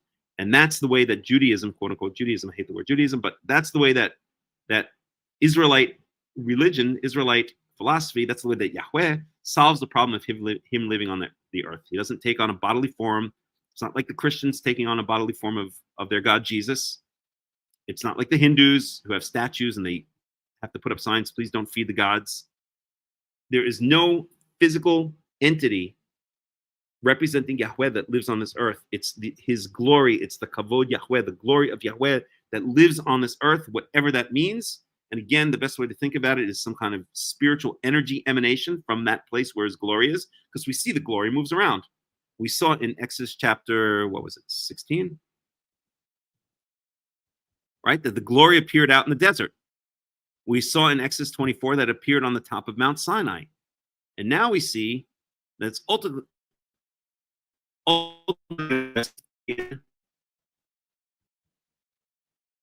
in between the cherubim on that Ark of the Covenant is ultimately going to be placed on the Temple Mount in Jerusalem. And that's the way the Torah conceives of Yahweh living among us. It's his glory, this spiritual, this energy emanation, not energy like physical energy like electromagnetic radiation, but some spiritual, I hate to use that word also, but some emanation of Yahweh's spiritual energy emanating from a specific place in time and in space, because it can move around in time and it can move around in space on this planet, where all the best that we could do is we're stuck on this planet for the most part until Elon Musk colonizes Mars. We're stuck on this planet, or at least we're stuck in this universe. In this, we have physical forms. We don't have a physical form. We no longer exist in this use. And so we take up time, we take up space, we move through time and space, and Yahweh cannot do that. He cannot have a physical form, he cannot take up time and space, but somehow this energy emanation emanates. It's his kind of shadow, no, reflection. I don't know even how you would describe it. His glory, his energy, some energy of his, or some reflection, some, what's the word I'm looking for? Some avatar? No, avatar implies a physical body. I don't know. I can't find the right words. Some presence of his here on planet Earth in this world, in this universe of space and time, emanates or exists in a specific space and throughout and in specific times. That's the best way I can describe it. Okay? In order that I dwell, I took you out of Egypt. Why? We have here another amazing statement. And they shall know that I am Yahweh their God. That I took them out of the land of Egypt in order that I can dwell among them. I am Yahweh their God. One of the reasons he took us out of Egypt is so that he can bring us to a place where he can live among us. He couldn't do that in Egypt. He couldn't live among us in Egypt. We were slaves, and it was a foreign nation and a foreign culture. He didn't want to move in there. It would be like moving into the South Bronx or something like that, to some shit neighborhood. He took us out of there, brought us to the land of Israel, set us up in the land of Israel, so we screwed it all up, so that he can move in and live among us. That's what he's saying. That's one of the reasons he took us out of Egypt. It's amazing statements, actually. When you think about what it really means, people just gloss over it. People just gloss over it. But that's really what it means. It means he wanted to live among us. He wanted to live among his chosen people. He wanted to live among the descendants of Abraham, Isaac, and Jacob, who he loved. Right? Wouldn't you want to live next to your friends and next to your loved ones, next to the people you love? That's what Yahweh wanted to do, and that's why he took us out of the land of Egypt to set us up in the land of Israel, to live among us, to be a God to us. Just like daddy lives in the house when we're growing up. We have a mommy, we have a daddy, we have brothers and sisters. So he wanted to live among us, to be our God, okay, so he can help, so he can protect us, he can do good things for us, he can give us good things, he can teach us right from wrong, which means punishing us when necessary. And we screwed it all up. We screwed the whole damn thing up to the point where he said, this is not working out, okay? This situation is just not good. These people don't want me among them. They're not the type of people I can be among right now. And we see that in chapter 10. We get it and we see that the glory of Yahweh alights, it moves up, it goes away from the Temple Mount and disappears. It goes out into exile. And now that we're coming back to the land of Israel, hopefully it will not be long until the glory of Yahweh comes back as well. That's what we're waiting for. See, I always like to say, everyone says, we're waiting for Messiah, we're waiting for Messiah, we're waiting for Mashiach. I hate that. I really hate that. We're not waiting for Mashiach. Okay, I'm not waiting for a man. The Christians are waiting for a man. They're waiting for their Jesus to come back. Okay? Whenever someone says, I'm waiting for the Messiah to come, I'm waiting for Mashiach, I say, well, that's your problem. I'm not waiting for a man. I'm waiting for Kavod Yahweh, the glory of Yahweh, to return, to live among Shechanti B'tocham, among them, to dwell among us, among the people of Israel in the land of Israel. That's why I came back to Israel, not because I'm waiting for the Mashiach. That's very nice that when he comes back, he will find a loyal leader, a descendant of David, who can be a human representative, who can be a human entity. And that also is a whole thing in and of itself at the end of the first book of Samuel,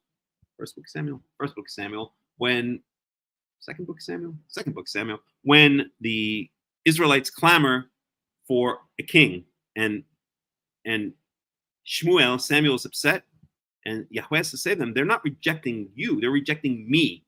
They need a daddy who they can touch and feel, and that's what the idea of a king was, okay? And that's why so many people are so focused, just like the Christians are focused on their human God, just like the Hindus are focused on their statues. Too many Jews are focused on Messiah. They need a human daddy that they can touch and feel, and that's exactly what Yahweh tried. What Yahweh was upset with, and Samuel was upset with, when the Israelites requested a king, because before then it was really Yahweh was ruling directly. The judges, they had a place. The judges were prophets. They had a place, but they weren't kings. They weren't the rulers. They were the judges. There's a difference. There's so much more to say about this. I mean, it's just such an incredible topic. But when someone says, but as a true Torah observant Israelite, you should never say, in my humble opinion, you should never say, I want Mashiach to come. I'm waiting for Mashiach. I'm waiting for Messiah. Whenever somebody says that, I always correct them. I always say, I'm not waiting for Mashiach. I am waiting for Yahweh. I'm waiting for Kavod Yahweh, for the glory of Yahweh, to return, to live, to dwell among us here in the land of Israel. That's what I'm waiting for. I'm waiting for God to come back, not for Mashiach. And if he appoints a nice king who's going to lead us, wonderful. But that's not the essence of what we as Israelites should be waiting for.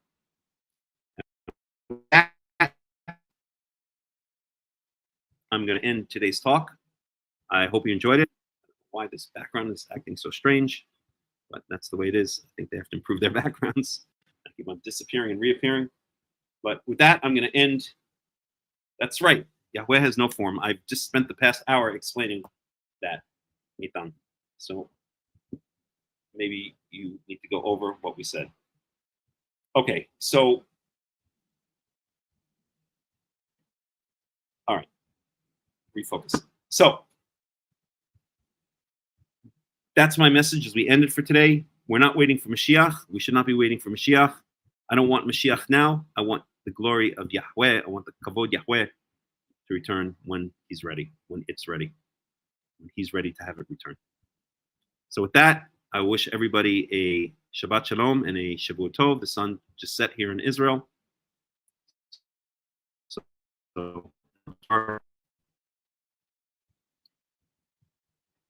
no, Abraham did not eat with him. Abraham, that's a very interesting question you're bringing up, and it's important.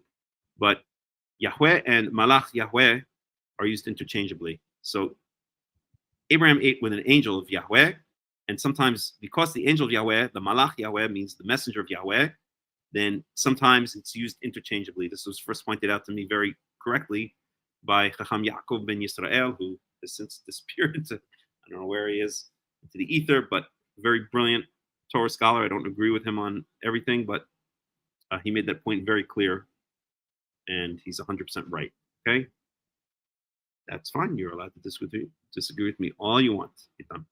Okay, so we're going to end it here. And I'm going to wish everybody a Shabbat Shalom and a Shavuot Tov, wherever you are in the world. We'll go out with some music. And hope you enjoyed the study. Hope you got a lot out of it. Please spread the word, like, subscribe, all that kind of nifty stuff.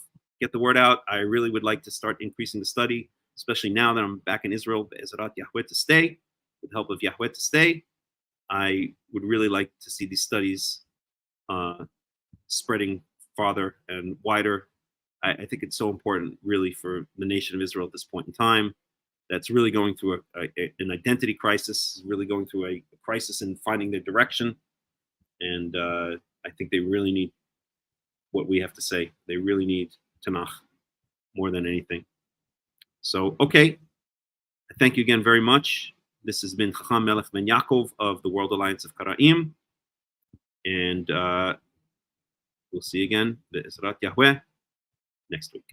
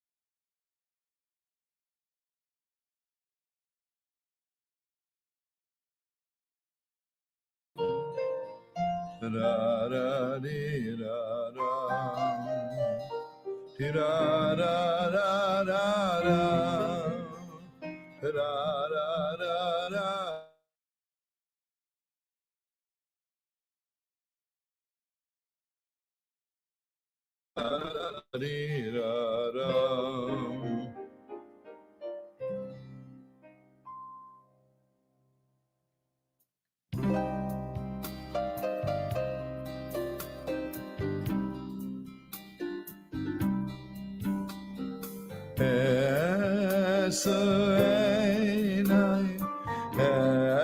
אליהו בבונים מיין יובו יזרי עיני אליהו בבונים מיין יובו יזרי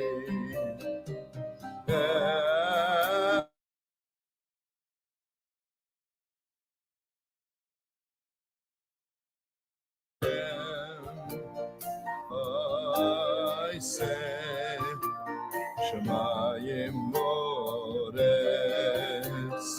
Da-da-da-da-dam Da-da-da-da-dam Da-da-da-da-dam Da-da-dee-da-dam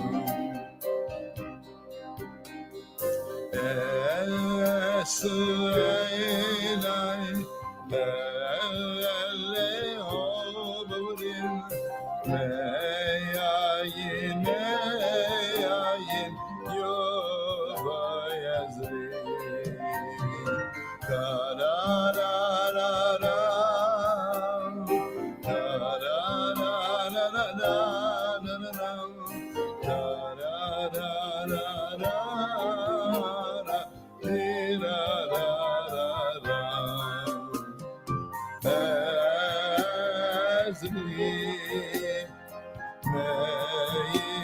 Hashem, I say, Shemayim Moretz, da-da-da-da-dam, da-da-da-da-dam, da-da-da-da-dam, da-da-dee-da-dam.